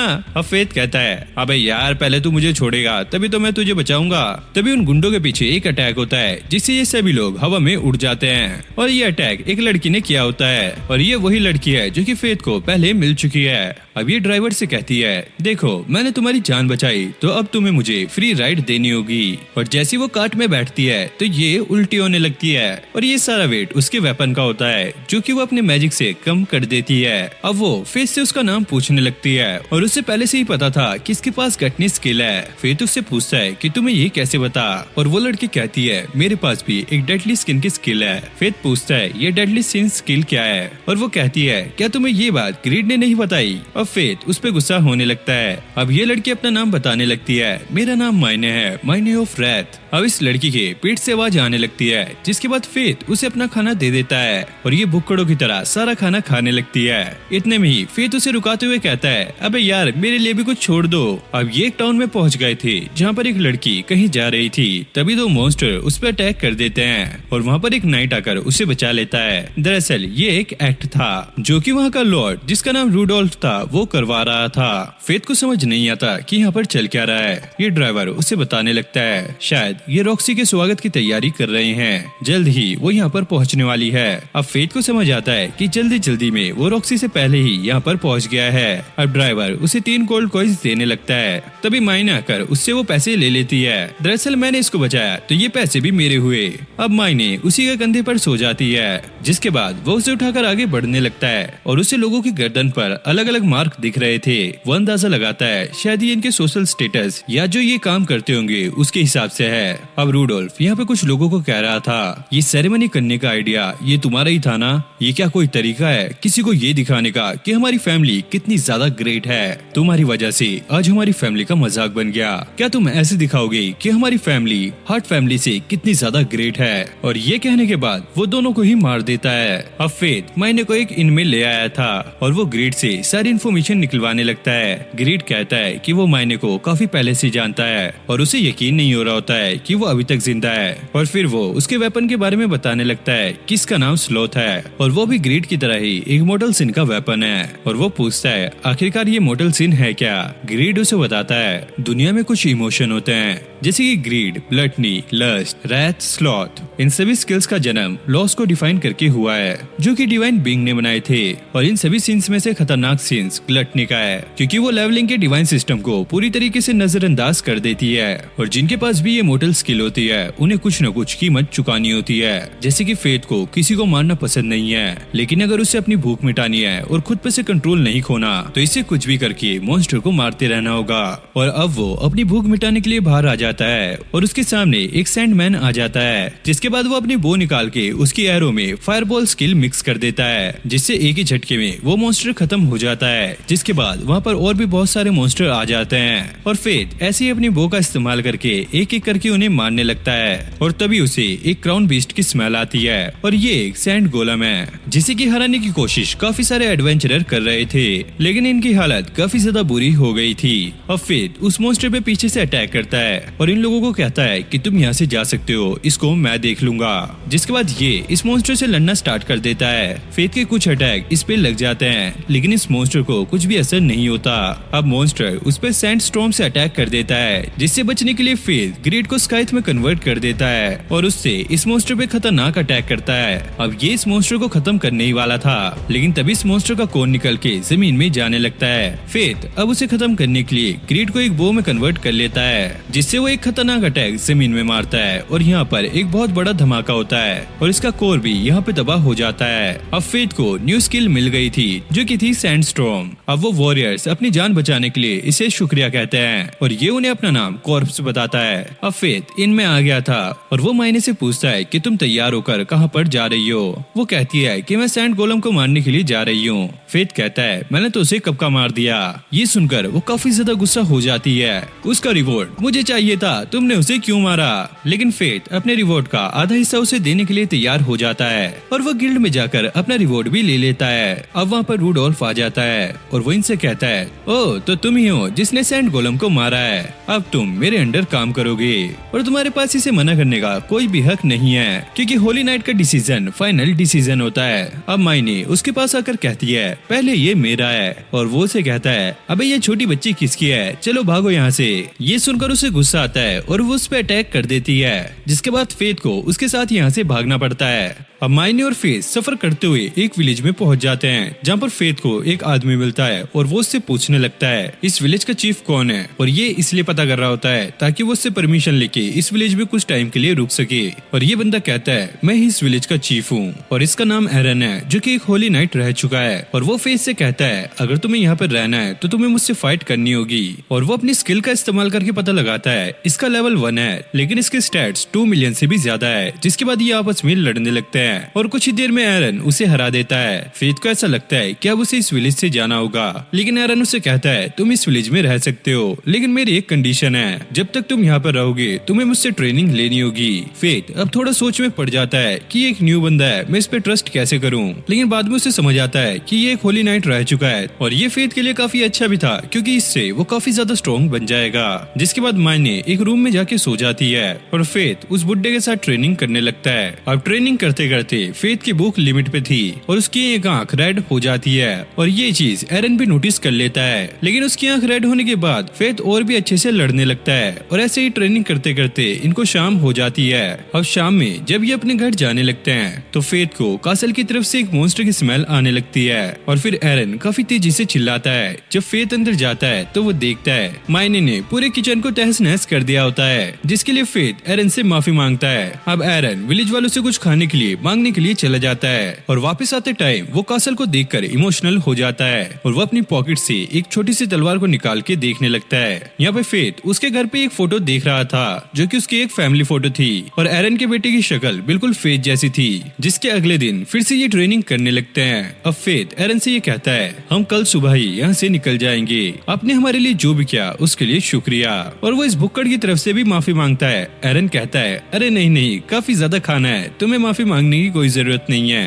और मायने कहती है वैसे मुझे सभी खाने का टेस्ट सेम ही आ रहा है क्योंकि मेरे टेस्ट के सेंस जा चुके हैं। और फेथ समझ जाता है कि रात के सीन की वजह से उसे ये कीमत चुकानी पड़ती है। अब फेथ एरन से इस कासल के बारे में पता करने लगता है। एरन कहता है कि पहले ये कासल मेरा हुआ करता था और मुझे रॉयल ऑर्डर की वजह से कहीं और लड़ने जाना पड़ा और मेरी गैर मौजूदगी में यहाँ पे काफी सारे मॉन्स्टर ने अटैक कर दिया था और तब मेरे बेटे ने उनका सामना किया लेकिन वो भी उनके सामने नहीं टिक पाया और अब मेरी पूरी फैमिली क्राउन बीस्ट के कब्जे में है और अब ये पूरा कासल लीच लॉर्ड को बिलोंग करता है। तभी फेथ की आंखें और भी ग्लो करने लगती है जिसके बाद वो उस मॉन्स्टर को मारने के लिए उस कासल में जाने लगता है लेकिन उसके पीछे एरन भी आ जाता है। मायने उनसे कहती है जब तक आप यहाँ पे नहीं हो मैं इस विलेज की रक्षा करूंगी लेकिन उसके लिए मुझे 50 गोल्ड कॉइंस चाहिए। अब ये लोग कासल में जाने लगते हैं जहाँ पे एरन अपनी एरो का इस्तेमाल करके सारी मॉन्स्टर को पत्थर में बदल रहा था और ऐसे ये फाइट करते हुए कासल में पहुंच जाते हैं। और जब ये लोग ऊपर जाते हैं तो वहाँ पर इन्हें काफी सारे लोग दिखते हैं और यहाँ पे एरन का बेटा भी था जो कि पियानो बजा रहा था और उसकी वाइफ यहाँ पे उनका वेलकम करती है। अब उसकी फैमिली उसे कहने लगती है आप तो काफी लेट हो गए हो, हमने आपका काफी इंतजार किया। और एरन उनसे कहता है क्या तुम लोग अभी भी जिंदा हो? और इसकी फैमिली कहती है ये आप क्या कह रहे हो, लगता है आप काफी ज्यादा थक चुके हो, हमें तो कुछ भी नहीं हुआ। अब ग्रीड फेथ को ये बताने लगता है असल में ये लोग देखने में जिंदा लग रहे हैं लेकिन ये है नहीं, किसी मॉन्स्टर ने एक इल्यूजन मैजिक कास्ट किया है जिसकी वजह से ये सारे लोग वैसे ही लग रहे हैं जैसे कि ये पहले हुआ करते थे। अब एरन अपने बेटे लूक को कुछ गिफ्ट देने लगता है लेकिन तभी उसका बेटा उस पर हमला कर देता है और एरन के हाथ में वही छोटी स्वॉर्ड थी जिससे वो उसके अटैक को ब्लॉक कर लेता है। अब ये दोनों लड़ने के लिए तैयार हो जाते हैं। अब ग्रीड फेथ को बताने लगता है मैं इन लोगों को आसानी से मार तो दूंगा लेकिन इसका मतलब ये होगा कि ये हमेशा के लिए नर्क में फंसे रहेंगे और कभी भी पास ऑन नहीं हो पाएंगे। तो फेथ पीछे हट जाता है। एरन उससे कहता है ये मेरा फैमिली मैटर है तो इसको मैं खुद देख लूंगा, तुम जाकर लीच लॉर्ड को ढूंढो। जिसके बाद फेथ यहाँ से चला जाता है और एरन यहाँ पे फाइट करने लगता है और लीच लॉर्ड पूरी तरीके से इनविजिबल था लेकिन एरन उसको सेंस कर पाता है जिसके बाद वो अपनी एरो से उस पर अटैक कर देता है और ये मॉन्स्टर भी अब अपने आप को रिवील कर देता है। अब फेथ ये देखता है कि इसका लेवल 100 है और इसके सारे ही स्टैट्स मिलियन से भी ऊपर है। अब फेथ उसके सारे हमलों से बचता हुआ उसे घायल करने में कामयाब हो जाता है और तभी लीच काफी सारी डेड सोल्स को समन कर लेता है और ये सारी सोल्स उससे मदद मांग रही थी। तो अब फेथ भी यहाँ पर कुछ नहीं कर पाता। तभी एक एक करके सभी नीचे गिरने लगते हैं और ये एरन ने उनकी बॉडी की टेंडन्स को कट करके किया था। फिर एरन फेथ के साथ उस लीच लॉर्ड से लड़ने के लिए आगे आ जाता है और वहाँ पर उसकी वाइफ भी थी। जिसके बाद वो उस टाइम को याद करने लगता है जब वो कासल से जा रहा था और उसने अपनी फैमिली को आखिरी बार देखा था और वो कहता है अगर मैं कुछ टाइम पहले ही आ जाता तो ऐसा कुछ नहीं होता लेकिन अब मैं कम से कम तुम्हारी तकलीफें तो खत्म कर सकता हूँ। तभी एरन ग्रैंड क्रॉस का इस्तेमाल करता है जिसका सर उन डेड सोल्स के साथ साथ उस लीच पर भी होता है और नीचे फेथ को लूक की तलवार दिखती है जिसे वो उठा लेता है और एरन के साथ ग्रैंड क्रॉस का इस्तेमाल करने लगता है जिसकी वजह से वो लीच लॉर्ड फाइनली खत्म हो जाता है। अब एरन अपनी फैमिली की बॉडी के पास जाकर कहता है मुझे माफ करना, तुम्हें इतना ज्यादा इंतजार करना पड़ा। तभी उनकी बॉडी में से सोल बाहर आ जाती हैं और वो कहने लगती हैं इसमें आपकी कोई भी गलती नहीं है, आखिर आपने आकर हमें बचा ही लिया। अब एरन लूक के लिए जो गिफ्ट लाया होता है वो उसे दे देता है और फिर ये धीरे धीरे यहाँ से डिसअपियर होने लगते हैं। जिसके बाद लीच लॉर्ड की सोल एरन पे अटैक करने वाली होती है लेकिन फेथ उसे रुका देता है और जब ये लोग बाहर निकलने लगते हैं तो बहुत सारे मॉन्स्टर इनके रास्ते में आ रहे थे और ये इनको मारते मारते आगे बढ़ने लगते हैं और ऐसे ही सुबह भी हो जाती है और फिर एरन मायने को जाकर उसके पैसे भी दे देता है और फेथ उसे कहता है अब यार कुछ तो रहम करो, तुमने तो सारे ही पैसे रख लिए। मायने कहती है मुझे पैसों की जरूरत है विलेज को दोबारा से रीबिल्ड करने के लिए, जब तुम मेरी पोजीशन पे पहुंचोगे तब तुम्हें पता चलेगा कि कैसे जिया जाता है। अब एरन कहता है मुझे याद आया कि मैंने तुम्हें कहाँ देखा है, 50 साल पहले जब मॉन्स्टर्स ने इस विलेज पे अटैक किया था तब मैंने तुम्हें देखा था। और फेथ कहता है इसे देखकर तो लगता नहीं है कि ये 50 साल की है। और मायने फेथ से कहती है वैसे तुम्हारी आंखें अच्छी हैं, अगर तुम 1000 साल ट्रेनिंग करोगे तो शायद तुम मेरे लेवल तक पहुंच जाओगे।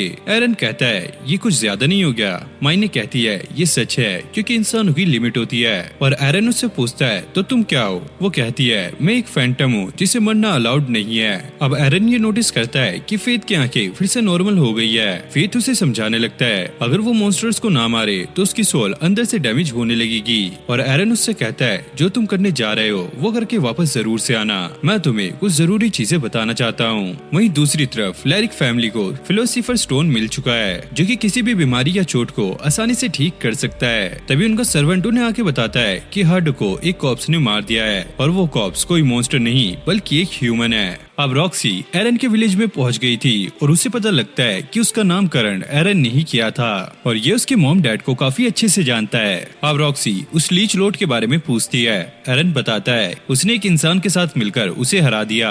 ये सुनकर ये लोग काफी ज्यादा शॉक होते हैं और रॉक्सी के साथ ये कहते हैं कि वो इंसान कौन है, हम उससे मिलना चाहेंगे। वो कहता है कि ऐसा नहीं हो सकता क्योंकि वो पहले ही यहाँ से जा चुका है। वो लोग इससे उसका नाम पूछने लगते हैं लेकिन ये उन्हें बताने से मना कर देता है क्योंकि फेथ ने ही उसे ऐसा करने के लिए कहा था।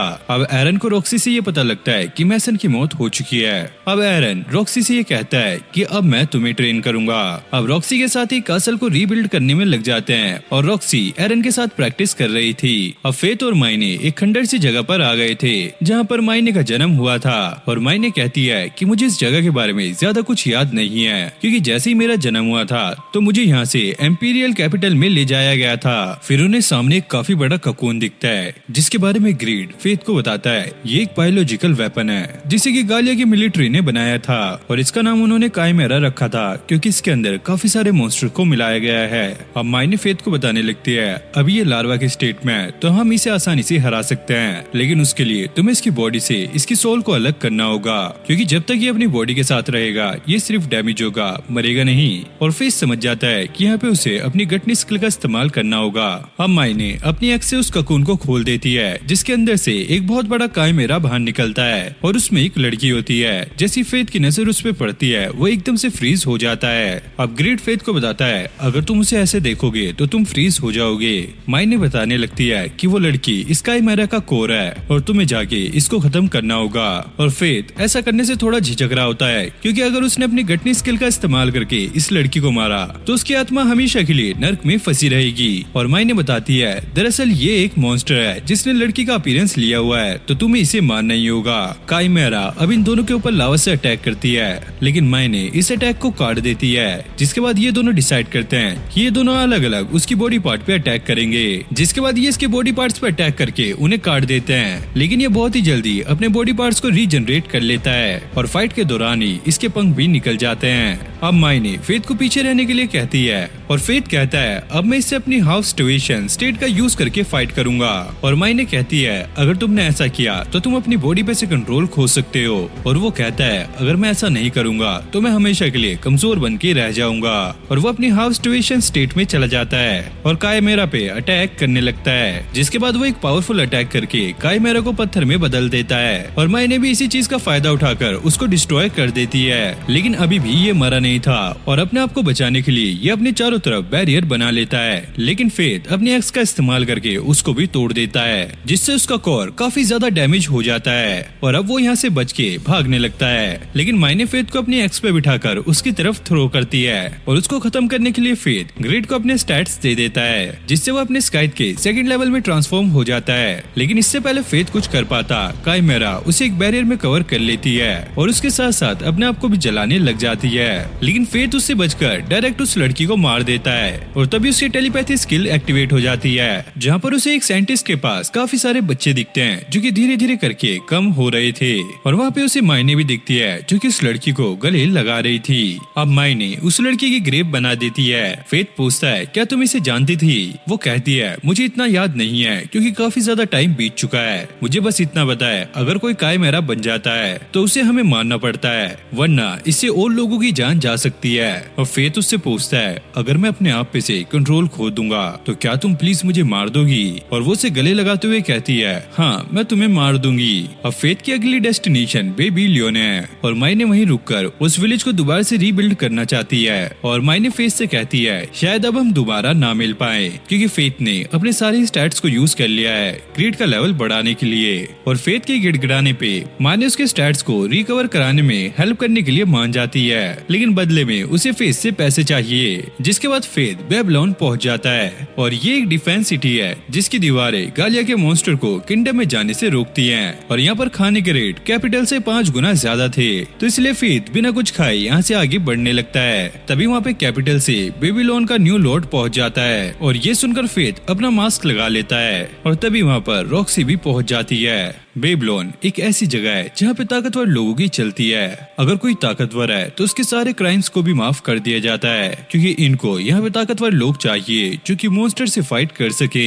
जिसके बाद रॉक्सी और बेबीलोन का करंट लॉर्ड आपस में मिलते हैं और इसका नाम नॉर्दर्न एलिएस्टर है। अब ये रॉक्सी से माफी मांगने लगता है, मैं तुम्हारे डैड के साथ होते हुए भी उनको नहीं बचा पाया। और रॉक्सी कहती है, तुम्हें ये कहने की जरूरत नहीं है, मैं अपने फादर की जगह यहाँ पर लड़ने आई हूँ, तो चलो साथ में काम करते हैं। जिसके बाद वो हाथ मिलाते हैं और इन दोनों के बीच कुछ सेकंड के लिए नैन मटक्का होता है। और मेरे को ये देखकर काफी ज्यादा गुस्सा आ जाता है और वो आगे कुछ करने के लिए जा ही रही होती है, लेकिन मोगुन उसे रोक देता है। अब हम फेथ को देखते हैं जो कि अभी तक किसी भी होटल में नहीं रुका था, क्योंकि यहाँ के प्राइस काफी ज्यादा हाई थे। फिर ग्रीड को एक मयान दिखती है और वो कहता है, देखो जरा, इसे देखकर लगता है ये सिर्फ मेरे लिए बनी है। फेथ कहता है, शायद इसका प्राइस काफी ज्यादा हाई होगा। और ग्रीड कहता है, तो क्या हुआ, हम पैसे तो हंट करके कमा ही लेंगे। तभी उस शॉप का ओनर बाहर आ जाता है और वो फेथ से कहता है, ये मयान सिर्फ डिस्प्ले के लिए है, अगर तुम चाहो तो मैं तुम्हारी स्वॉर्ड के लिए एक कस्टम मयान बना सकता हूँ। और वो उसकी स्वॉर्ड को देखकर कहता है, इसका मयान बनाने के लिए कम से कम 500 गोल्ड कॉइंस लगेंगे। जिसके बाद फेथ चुपचाप वहाँ से निकल लेता है और अब वो मॉन्स्टर को हंट करने के लिए पहुंच जाता है। और फेथ को वहाँ पे ऑक्स दिखते हैं और जैसे वो उन पे अटैक करने के लिए जा रहा होता है, कुछ वॉरियर्स उन पे अटैक करने लगते हैं। अब दूसरी तरफ फिर से उसे कुछ ऑक्स दिखते हैं जो कि फेथ पे ही अटैक कर देते हैं और फेथ ग्रिड को शील्ड में कन्वर्ट करके उनके अटैक से बच जाता है। और ये शील्ड किसी भी मैजिकल और फिजिकल अटैक को रोक सकती है। और फिर फेथ उसी शील्ड से सभी मॉन्स्टर्स को मार देता है और उन सभी मॉन्स्टर्स के कान को खट्टा करके वो गिल्ड में आ जाता है। उसे देखकर सभी लोग काफी ज्यादा हैरान हो जाते हैं। उन्हें यकीन नहीं हो रहा था कि एक इंसान ने इतने सारे ऑक्स को हराया है। इससे पहले फेथ अपना रिवॉर्ड ले पाता, तभी वो वॉरियर्स वहाँ पर पहुंच जाते हैं और वो फेथ से कहते हैं, तुमने हमारे सारे मॉन्स्टर्स को चुराया है तो ये सारे रिवॉर्ड भी हमारा है। लेकिन फेथ उस बंदे का हाथ पकड़ के मरोड़ देता है। जिसके बाद उसके साथी भी फेथ पे हमला करने लगते हैं, लेकिन फेथ एक ही झटके में उन सभी को हरा देता है। और अब फेथ को उसका रिवॉर्ड मिल जाता है और उसे 100 गोल्ड कॉइंस मिले थे। अब रॉक्सी की टीम भी वहाँ पर पहुंच जाती है और वो उससे पूछती है, क्या तुम्ही ने ये सारा कुछ किया है। अब फेथ अपनी आवाज को चेंज करके उसे सारा कुछ बता देता है और रॉक्सी समझ जाती है कि इन लोगों ने ही पहले हमला किया था और ताकि शांति बनी रहे तो वो किसी को भी पनिश नहीं करती, बस इन्हें वार्निंग देकर छोड़ देती है। और फेथ उसे अपना नाम कॉप्स बताता है और रॉक्सी उसे भी वार्निंग देती है और कहती है, तुम भी अपना हुलिया सुधारो। ये सुनकर फेथ को काफी ज्यादा धक्का लगता है और वो चुपचाप वहाँ से भाग जाता है। अब फेथ काफी ज्यादा उदास था क्योंकि रॉक्सी ने उसे बद्दा कहा होता है। अब उस वेपन शॉप का ओनर फेथ के पास आता है क्योंकि फेथ उन वॉरियर्स को हराकर काफी ज्यादा फेमस हो चुका था। इसलिए शॉप का ओनर ये चाहता है कि फेथ उसके गियर्स पहनकर मॉन्स्टर हंट पे जाए ताकि इसकी शॉप का भी प्रमोशन हो सके। और फेथ इसके लिए मान जाता है और वो फेथ को एक आर्मर देता है और ग्रेड के लिए एक मयान भी, और वो इसके बदले फेथ से 80 गोल्ड कॉइन मांगता है। और फेथ ये सुनकर शॉक हो जाता है, अबे क्या ये सब प्रमोशन के लिए नहीं था, मुझे तो लगा ये सारा कुछ फ्री होगा।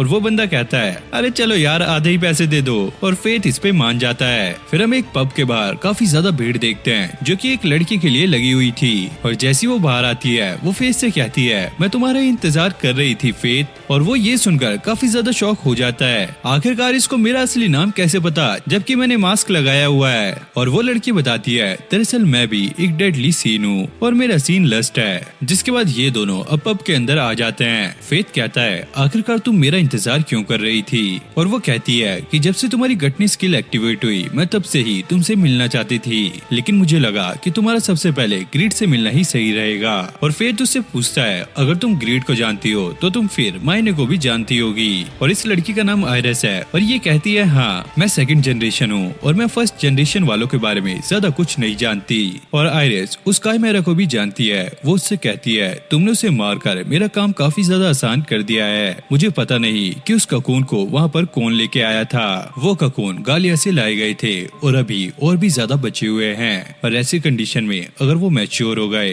तो वो किंगडम के लिए काफी बड़ा खतरा बन सकते हैं। और अब वो फेथ को अपना असली प्लान बताती है। दरअसल वो रॉक्सी को मरवाना चाहती है जिससे किंगडम के सभी लोगों में गुस्सा और नफरत आ जाएगी, जिससे इस किंगडम में एक ऐसे इंसान का जन्म होगा जो कि काफी ज्यादा ताकतवर होगा, जिससे ये किंगडम नई ऊंचाइयों को छुएगा। लेकिन फेथ कहता है, रॉक्सी के मरने से कुछ भी अच्छा नहीं होगा और तुम सिर्फ पागल हो गई हो। और ये कहकर वो यहाँ से चला जाता है। अब एलिस्टेयर रॉक्सी को ये बताता है कि हमने उस फोर्स से कांटेक्ट खो दिया है जो कि गालिया में रॉ मटेरियल को कलेक्ट करने के लिए गया था, और ये सभी डिसाइड करते हैं कि वो उन्हें रेस्क्यू करने के लिए जाएंगे। वहीं दूसरी तरफ जेड फेथ को बताता है तुम्हारे तलवार के म्यान को बनाने के लिए मुझे कुछ मैजिकल क्रिस्टल की जरूरत पड़ने वाली है, लेकिन ये क्रिस्टल मिलना काफी ज्यादा मुश्किल है क्योंकि इनकी सप्लाई खुद रॉयल आर्मी संभालती है। अब फेथ कहता है कि वो खुद इन क्रिस्टल्स को लेकर आएगा।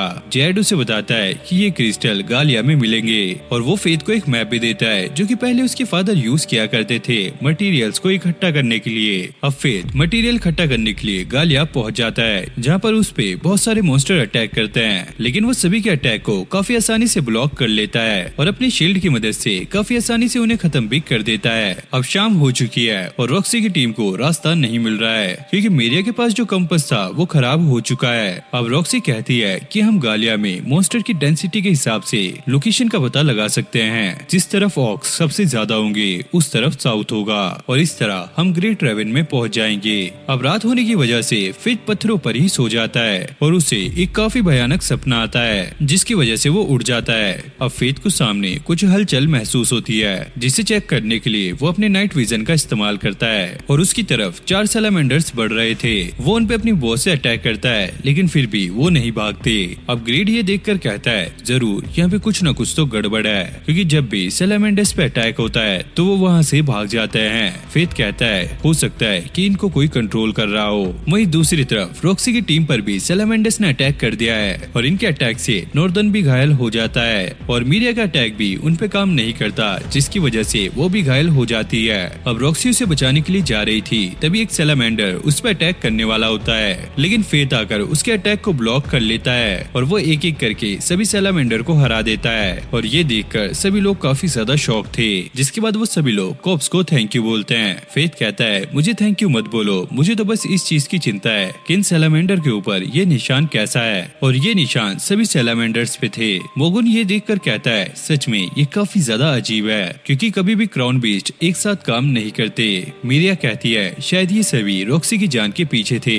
रॉक्सी कहती है नहीं ऐसा कुछ नहीं है, ये तो बस एक कोइंसिडेंट था। नॉर्दर्न कहता है पता नहीं गालिया में अब क्या हो जाए क्योंकि डिवाइन ड्रैगन अब अपनी लेयर से बाहर आ चुका है। जिसके बाद ये लोग अपने अलग अलग रास्ते पे चले जाते हैं। फेथ एक घने जंगल में आ जाता है जहाँ पर उसको पेट्रीफाइड मॉन्स्टर दिखते हैं। तभी फेथ की नजर एक पेट्रीफाइड ह्यूमन पे पड़ती है लेकिन वो उस पर ज्यादा ध्यान न देते हुए आगे बढ़ जाता है। अब फेथ उन क्रिस्टल को ढूंढ ही रहा होता है लेकिन तभी उसकी नजर आयरिस पे पड़ती है। अब वो उसका पीछा कर ही रहा होता है लेकिन तभी अचानक वो यहाँ से गायब हो जाती है। लेकिन तभी उसे एक काइमेरा दिखता है। ग्रेट को ऐसा लगता है कि ये एक प्रोटोटाइप है जिसे जमीन में गाड़ दिया होगा, लेकिन लैंडस्लाइड की वजह से अब ये बाहर आ चुका है। उस काइमेरा के साइड में 2 जगह और थी जिसे देखकर ग्रेड ये कहता है शायद कुछ काइमेरा जाग चुके हैं। फेथ सोचता है कहीं इसके पीछे आयरिस का हाथ तो नहीं है और जिस डायरेक्शन में रॉक्सी थी फेथ को उसी डायरेक्शन से लड़ने की आवाज आने लगती है और यहाँ पे मॉन्स्टर रॉक्सी पे अटैक कर रहे थे लेकिन उसकी टीम उसे बचाने के चक्कर में एक एक करके घायल हो रही थी। अब ये मॉन्स्टर रॉक्सी पे अटैक करने वाला था लेकिन तभी फेथ आकर उसको बचा लेता है। तभी ये मॉन्स्टर दोबारा से अपने आप को रीजनरेट कर लेते हैं। अब फेथ रॉक्सी को बताता है कि इन मॉन्स्टर्स को काइमेरा कहा जाता है और इनकी सारी पावर उस कोर में है। अगर तुम उस कोर को खत्म कर दोगी तो ये मॉन्स्टर अपने आप खत्म हो जाएंगे।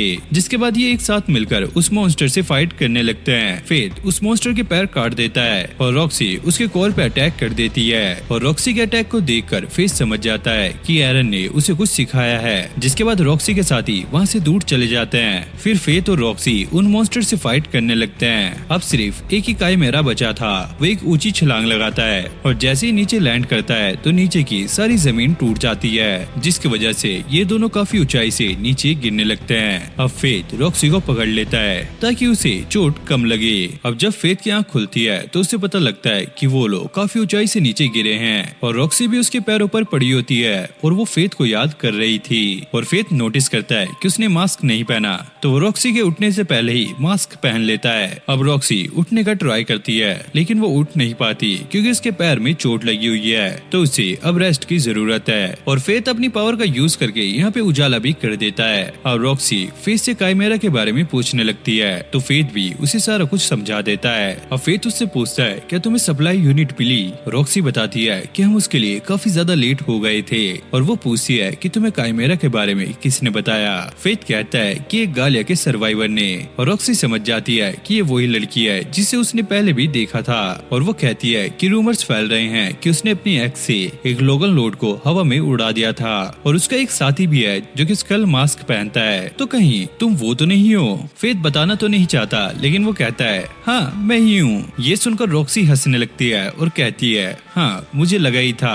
फेथ कहता है तुम काफी ज्यादा खुश लग रही हो। वो कहती है हाँ क्योंकि तुम मुझे एक इंसान की याद दिलाते हो जो कि अभी भी कैपिटल में है, पर पता नहीं मुझे ऐसा क्यों लग रहा है कि वो मेरे साथ ही है। अब फेथ यहाँ फिर से लाल होने लगती है, तो फेथ वहाँ से भाग जाता है और उसे अब कहीं से एक मॉन्स्टर की स्मेल आने लगती है। तभी वहाँ की दीवार तोड़कर वो काइमेरा पहुँच जाता है। अब फेथ स्काइथ का यूज करके जल्दी से उस मॉन्स्टर को हरा देता है, और इस मॉन्स्टर के सर पर भी वही निशान था जो कि बाकी के मॉन्स्टर्स पे था, और ये देखकर उसे यकीन होने लगता है कि इसके पीछे जरूर आयरिस है। अब शोर सुन के रॉक्सी भी वहाँ पर पहुँच जाती है, लेकिन तभी ऊपर से पत्थर गिरने लगते हैं। फेथ शील्ड का इस्तेमाल करके दोनों को बचा लेता है, और जब वो सामने देखते हैं तो उनके सामने बहुत सारे मैजिकल क्रिस्टल होते हैं। फेथ कहता है ये तो फॉसिल मॉन्स्टर्स हैं, और रॉक्सी कहती है मैजिकल क्रिस्टल तो ऐसे ही बनते हैं, तुम्हें ये भी नहीं पता क्या बुद्धू।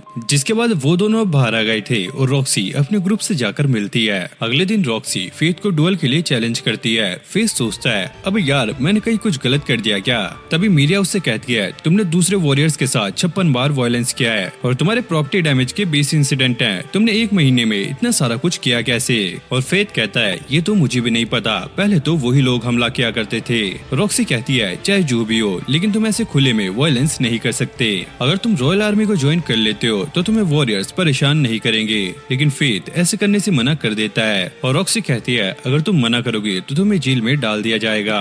फेथ कहता है तो चलो फिर एक डुएल ही कर लेते हैं, और फेथ उससे लड़ने के लिए मयान को भी नहीं उतारता, क्योंकि ये मयान उन्हीं मैजिकल क्रिस्टल से बनी हुई है जो कि वो गालिया से लेके आया था। अब दोनों का डुएल स्टार्ट हो गया था, जहाँ पे रॉक्सी फेथ पे भारी पड़ रही थी, और उसके हमलों से फेथ के मास्क में क्रैक भी आने लगता है। वो कहती है कि तुम्हें इस फाइट को सीरियस लेना होगा, वरना तुम्हारी रियल आइडेंटिटी सबके सामने आ जाएगी। फेथ कहता है अगर तुम यही चाहती हो तो ठीक है। जिसके बाद फेथ की जो सोर्ड है वो चमकने लगती है। रॉक्सी ये देखकर काफी ज्यादा हैरान हो जाती है। ये तो एक होली सोर्ड टेक्निक है, बिना होली सोर्ड के इस टेक्निक को तुम कैसे यूज कर सकते हो। फेथ कहता है मैंने तुमसे कहा था ना कि ये मयान स्पेशली बनाई गई है जो कि होली सोर्ड टेक्निक को इम्प्रूव करती है। रॉक्सी उससे पूछती है अगर तुम इस स्किल को यूज कर सकते हो तो क्या तुम एक होली नाइट रह चुके हो। फेथ कहता है ऐसा कुछ भी नहीं है, मैं तो सिर्फ एक वॉरियर हूँ। जिसके बाद वो रॉक्सी पर तेजी से हमला कर देता है, और वो रॉक्सी पे भारी पड़ रहा था। मीरिया ये देखकर काफी ज्यादा परेशान होने लगती है, ऐसे तो रॉक्सी हार जाएगी, जल्दी कुछ करो। फेथ को पूरा यकीन था कि वो इस मैच को जीत जाएगा, लेकिन तभी उसकी नजर रॉक्सी के क्रिस्टल पे पड़ती है, और ये वही स्टोन था जो कि फेथ ने उसे दिया था। और फेथ ये सारा कुछ सोच ही रहा होता है, लेकिन रॉक्सी उस पर अटैक करके उसकी सोट को नीचे गिरा देती है। अब रॉक्सी उससे पूछती है कि तुम फाइट के टाइम अचानक से रुक क्यों गए थे।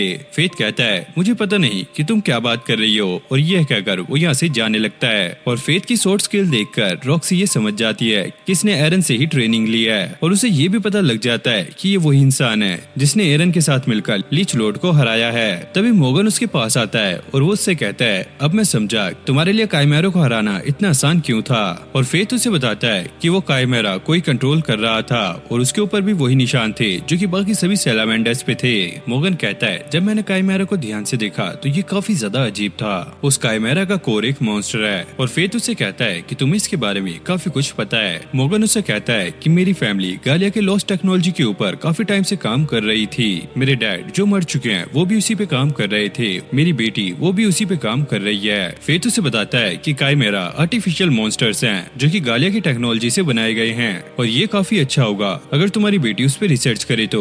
और मोगन उससे कहता है तुम क्या चाहते हो कि मैं तुम्हें अपनी बेटी से इंट्रोड्यूस कराऊं। अबे ठरकी ऐसा कभी नहीं होगा। और वो उसे मानने के लिए उसके पीछे भागने लगता है, और फेथ उसे कह रहा होता है अबे यार मेरा मतलब कुछ और था। फिर हम मोगन की बेटी रेन को देखते हैं जिसे उसकी कलीग बताती है राफेल ने आर्डो की मौत के बाद खुद को एक रूम में बंद कर लिया है, और वो फिलोसोफर स्टोन पर रिसर्च कर रहा है। रेन अब उस फिलोसोफर स्टोन के बारे में पढ़ती है कि ये किसी भी वुड को हील कर सकता है और उसके ओनर को बहुत ज्यादा ताकत मिलती है, लेकिन इसके बदले फिलोसोफर स्टोन उसकी बॉडी और माइंड पे कंट्रोल कर लेता है। अब दूसरी तरफ मॉन्स्टर सिटी की तरफ बढ़ने लगते हैं और रॉक्सी अपनी आर्मी के साथ उनसे लड़ने के लिए जा रही होती है और लड़ाई के मैदान से कुछ ही दूर फेथ खड़ा होकर ये सारा कुछ देख ही रहा होता है और वो अपनी हाफ स्टारवेशन स्टेट में आ जाता है। तभी ग्रीड ये नोटिस करता है कि आर्मी की तरफ जमीन से कुछ आगे बढ़ रहा है। अब फेथ अपनी बोझ से उस पर अटैक करता है तो वो मॉन्स्टर इससे डर के जमीन से बाहर निकल आता है और फेथ नोटिस करता है कि इस मॉन्स्टर के सिर पर भी वही निशान है और जब वो अपनी आइडेंटिफाई स्किल का इस्तेमाल करता है तो उसे पता लगता है कि इसका लेवल 440 है और उसके सारे स्टैट्स 10 मिलियन से ऊपर हैं। अब वो मॉन्स्टर एसिड ड्रेन का यूज करता है लेकिन फेथ अपनी शील्ड से उससे बच जाता है। अब फेथ अपने 10% स्टैट्स ग्रीड को देता है और उससे मॉन्स्टर पर एक काफी खतरनाक हमला करता है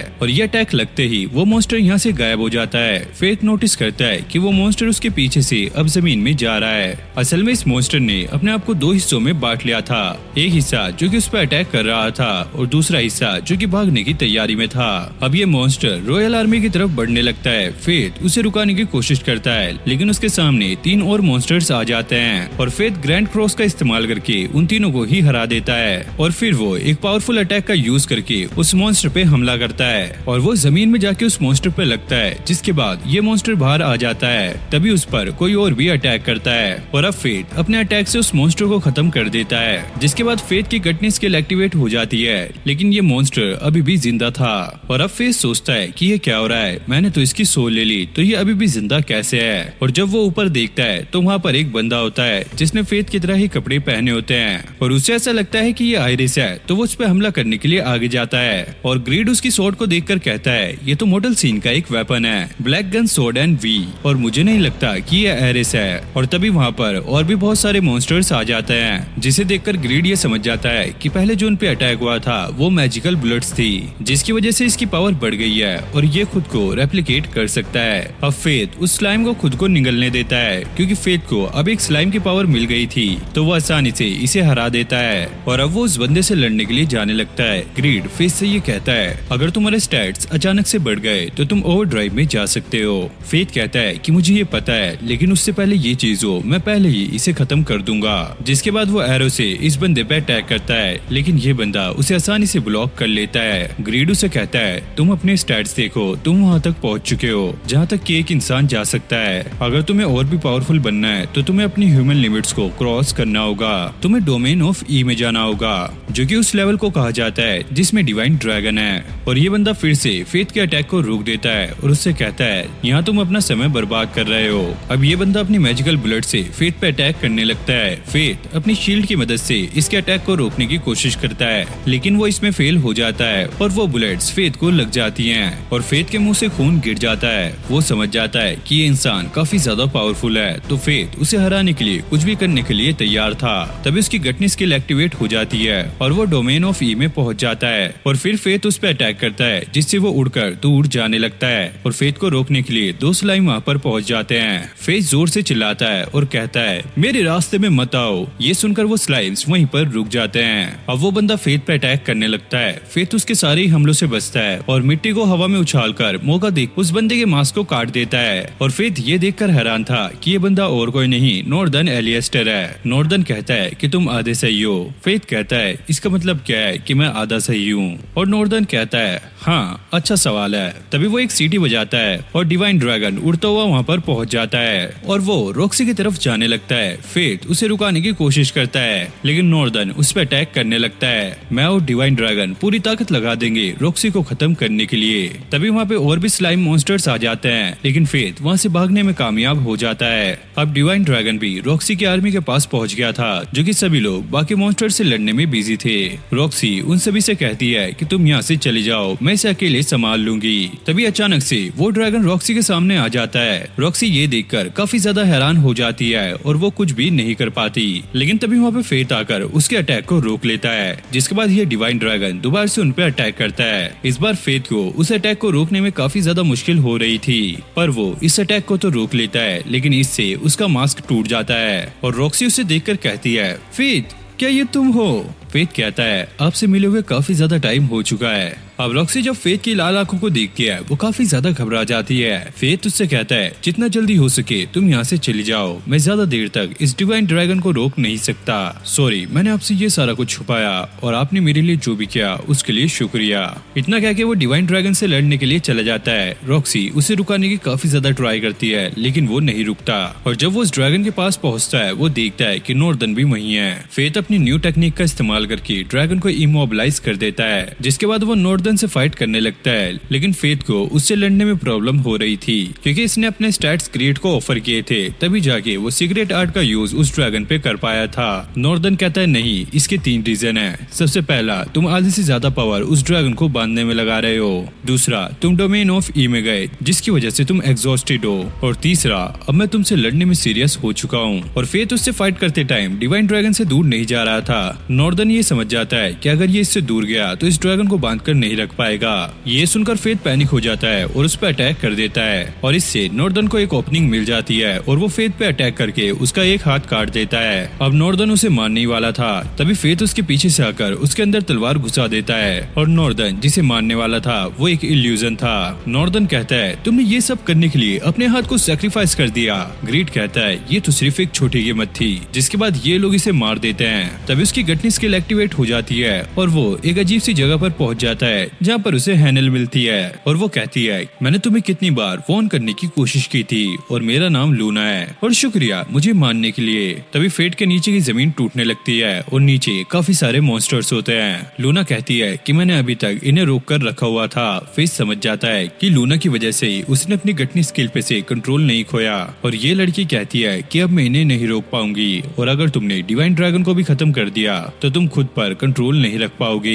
तभी फेथ के नीचे की जमीन टूटने लगती है और वो गिरने ही वाला होता है, लेकिन तभी ग्रीड ह्यूमन फॉर्म में आकर उसे बचा लेता है और वो कहता है कि मैं सोच ही रहा था कि तुम अचानक से गायब कहाँ हो गए और हाँ, घूरना बंद करो, हमें वापस जाना है। अब फेथ लूना को शुक्रिया कहता है और कहता है कि मैं डिवाइन ड्रैगन को उसके मास्टर के बिना ऐसे अकेला नहीं घूमने दे सकता। फेथ ग्रीड से ये पूछता है क्या तुम पहले एक इंसान हुआ करते थे और वो कहता है कि तुम उसे बस एक टेम्परेरी फॉर्म जैसा समझो। तभी हम देखते हैं कि डिवाइन ड्रैगन आजाद हो जाता है और ग्रीड फेथ से कहता है अब तुम्हारा एक हाथ कट चुका है तो अब ना तुम बो का इस्तेमाल कर पाओगे ना ही शील्ड का, तो बताओ प्लान क्या है। फेथ ग्रीड से कहता है क्या कभी तुम्हारा मन करता था हवा में उड़ने का। इतना कह के वो उसे ड्रैगन की तरफ फेंक देता है और जैसे वो ड्रैगन पे लगता है तो फेथ भी मुक्के से उस पर अटैक कर देता है, लेकिन इससे भी ड्रैगन का कुछ नहीं बिगड़ता। जिसके बाद फेथ ग्रीड को कैच कर लेता है और लगातार ड्रैगन पे काफी ज्यादा हमले करता है और अब ड्रैगन नीचे गिर गया था लेकिन अभी भी वो फेथ पे अटैक कर रहा था, लेकिन फेथ भी पीछे नहीं हटता। वो अपनी स्ट्रेंथ को इनहेंस करके उस ड्रैगन पे अटैक कर देता है और उसे 2 हिस्सों में काट देता है, जिसकी वजह से ड्रैगन आधा जमीन के अंदर चला जाता है। अब फेथ के मुंह से भी खून निकलने लगता है और इसकी गटनी स्किल एक्टिवेट हो चुकी थी, जिसकी वजह से वो अपने पे से कंट्रोल खोने लगता है और फेथ को पता था कि अगर वो अपने ऊपर से कंट्रोल खोएगा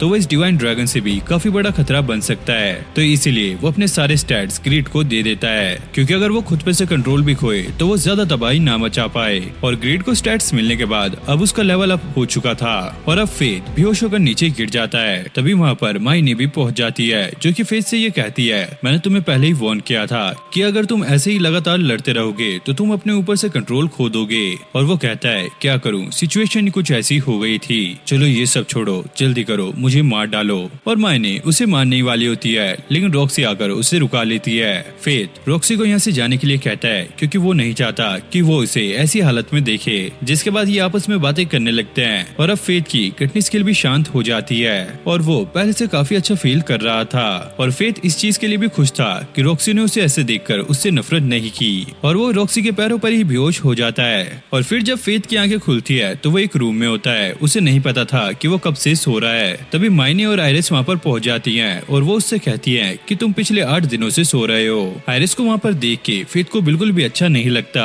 आयरिस कहती है क्या तुम मेरी वजह से अभी भी परेशान हो। जिसके बाद वो फेथ को ग्रीड दे देती है और फेथ ग्रीड को देखकर कहता है आखिरकार तुम्हारी हालत इतनी ज्यादा बुरी कैसे हो गई। आयरिस फेथ को ये बताती है कि हमें इसे ढूंढने के लिए गालिया के सेंटर में जाना पड़ा, शायद इसे वहाँ पर कोई मॉन्स्टर ले गया जहाँ पर तुम्हारी लड़ाई हुई थी। मायने वहाँ से ग्रीड को उठाना भूल गई थी और फेथ मायने पे गुस्सा करने लगता है तुम्हें ग्रीड को पहले ही उठा लेना चाहिए था। आयरिस कहती है हाँ, काफी ज्यादा बुरा होता अगर इसे नॉर्दन की तरह ही कोई वैसल वेसल मिल जाता। फेथ कहता है, क्या वेसल? ये नॉर्दर्न और एनवी का क्या चक्कर है? माइनी उसे बताने लगती है कि एनवी नॉर्दर्न को कंट्रोल कर रहा था और एनवी वही वेपन है जो कि नॉर्दर्न के पास था। और फेथ पूछता है, क्या तुमने एनवी को डिस्ट्रॉय कर दिया? वो बताती है कि इमॉर्टल साइंस के वेपन्स को डिस्ट्रॉय नहीं किया जा सकता, मैंने तो उसे बस गालिया की दूसरी साइड में फेंक दिया। आयरिस कहती है कि ये सब छोड़ो, तुमने डिवाइन ड्रैगन को हरा के अपना पोटेंशियल साबित कर दिया है, तो अब हमें तुम्हारी मदद चाहिए। वो कहती है, हमारा जो प्लान था रॉक्सी को मार के क्रॉन ह्यूमन को बनाना, अब वो कैंसिल हो चुका है और ये सारा प्लान एनवी का था। पता नहीं मैं उसकी बातों में कैसे आ गई, क्योंकि अब डिवाइन ड्रैगन जा चुका है तो सारा कुछ बदलने वाला है, तो आगे अब जो भी होने वाला है, तो इसलिए हमें तुम्हारी मदद चाहिए। और वैसे भी तुम इस काम के लिए मना नहीं कर सकते, क्योंकि जिसके पास भी डेडली सिन की स्किल होती है उसे ये काम करना ही पड़ता है, जिस पर फेथ भी मान जाता है। आयरिस कहती है कि हमें ये सब करने से पहले तुम्हारे आर्म को फिक्स करना होगा। फेथ हैरान होकर कहता है, क्या ये ठीक हो सकता है? और वो कहती है, हाँ, लेकिन उससे पहले हमें यहाँ से जाना होगा, क्योंकि रॉक्सी यहाँ पर आ सकती है और रॉक्सी का तुम्हारे पास होना ये डेंजरस हो सकता है, क्योंकि जब तुम उसका नाम भी सुनते हो तो तुम्हारी गटनी स्किल एक्टिवेट हो जाती है। अब रॉक्सी फेथ के लिए ग्रैप्स लेकर उसके पास आती है, लेकिन फेथ यहाँ से जा चुका था और उसने रॉक्सी के लिए एक लेटर छोड़ा होता है जिसमें फेथ उससे माफी मांगता है कि वो उसे बिना बताए वहाँ से चला गया और उसने अपनी गटनी स्किल के बारे में उसे पहले नहीं बताया। और आगे उसने लिखा था कि अभी के लिए मुझे जाना होगा, लेकिन मैं आपके पास वापस जरूर आऊंगा। अब ये सुनकर रॉक्सी सोचने लगती है कि फेथ खुद में ही इतना ज्यादा स्ट्रगल कर रहा है, जबकि फेथ ने ही मुझे इतना ज्यादा कॉन्फिडेंस दिया था। फिर हमें एक फ्लैशबैक दिखाया जाता है जहाँ पर रॉक्सी कहीं जा रही होती है और उसे सामने एक बच्चा दिखता है जो कि फेथ ही था और रॉक्सी उसे अपने घर जाने के लिए कहती है, लेकिन फेथ उससे डरता हुआ कहता है, प्लीज मुझे मत मारो। और रॉक्सी उससे पूछती है कि तुम्हें क्यों लगता है कि मैं तुम्हें मारूंगी? वो कहता है, क्योंकि आप एक होली नाइट हो और मैंने आपको गुस्सा दिलाया है। तो रॉक्सी उससे माफी मांगती है और उसे समझ आ जाता है कि सच में लोग यहाँ पे होली नाइट से डरते हैं। अब फेथ को भूख लग जाती है तो रॉक्सी उसे खाने के लिए कुछ खाना देती है और उससे कहती है कि तुम खाने के बाद अपने घर चले जाना। फेथ उससे कहता है, ना तो मेरे पास फैमिली है और ना ही मेरे पास घर, और खाने के लिए शुक्रिया। और यह कहकर वो यहाँ से चला जाता है। फिर हम मेमेल और रफेल को देखते हैं, जिन्हें अब ये पता लग गया है कि वो कॉप्स और कोई नहीं फेथ ही था। जिसके बाद रफेल फिर से रिसर्च करने के लिए चला जाता है और वो काफी ज्यादा हंस रहा था और वो कहता है कि वो बहुत खुश है कि फेथ ने हार्डो को मार दिया। और इस तरफ फेथ अपने 40% स्टैट्स ग्रीड को दे देता है, जिससे ग्रीड लेवल 4 में ट्रांसफॉर्म हो जाता है और वो लाइट हीलिंग का इस्तेमाल करके फेथ के हाथ को दोबारा से रीजनरेट कर देता है। जिसके बाद ये लोग अपने अपने रास्ते निकल जाते हैं। अब ग्रीड चाहता है कि उसकी मयान और थोड़ी फैंसी हो, तो इसीलिए वो और ज्यादा पैसे कमाने के लिए मॉन्स्टर्स को हंट करने लग जाते हैं। और इसी के साथ ये एनिमे यहीं पर एंड हो जाती है। तो गाइज, आपको ये एनिमे कैसी लगी कमेंट में जरूर से बताना। और हाँ, प्लीज इस वीडियो को लाइक कर देना, क्योंकि इसे बनाने में मुझे काफी ज्यादा टाइम लगा और काफी ज्यादा मेहनत भी। और अगर आप हमारे चैनल पे न्यू हो तो प्लीज चैनल को भी सब्सक्राइब कर लेना, क्योंकि यहाँ पर आपको ऐसी अमेजिंग वीडियोस मिलती रहेंगी। तो मैं मिलता हूँ आपसे नेक्स्ट वीडियो में, तब तक के लिए okay, take care, bye bye.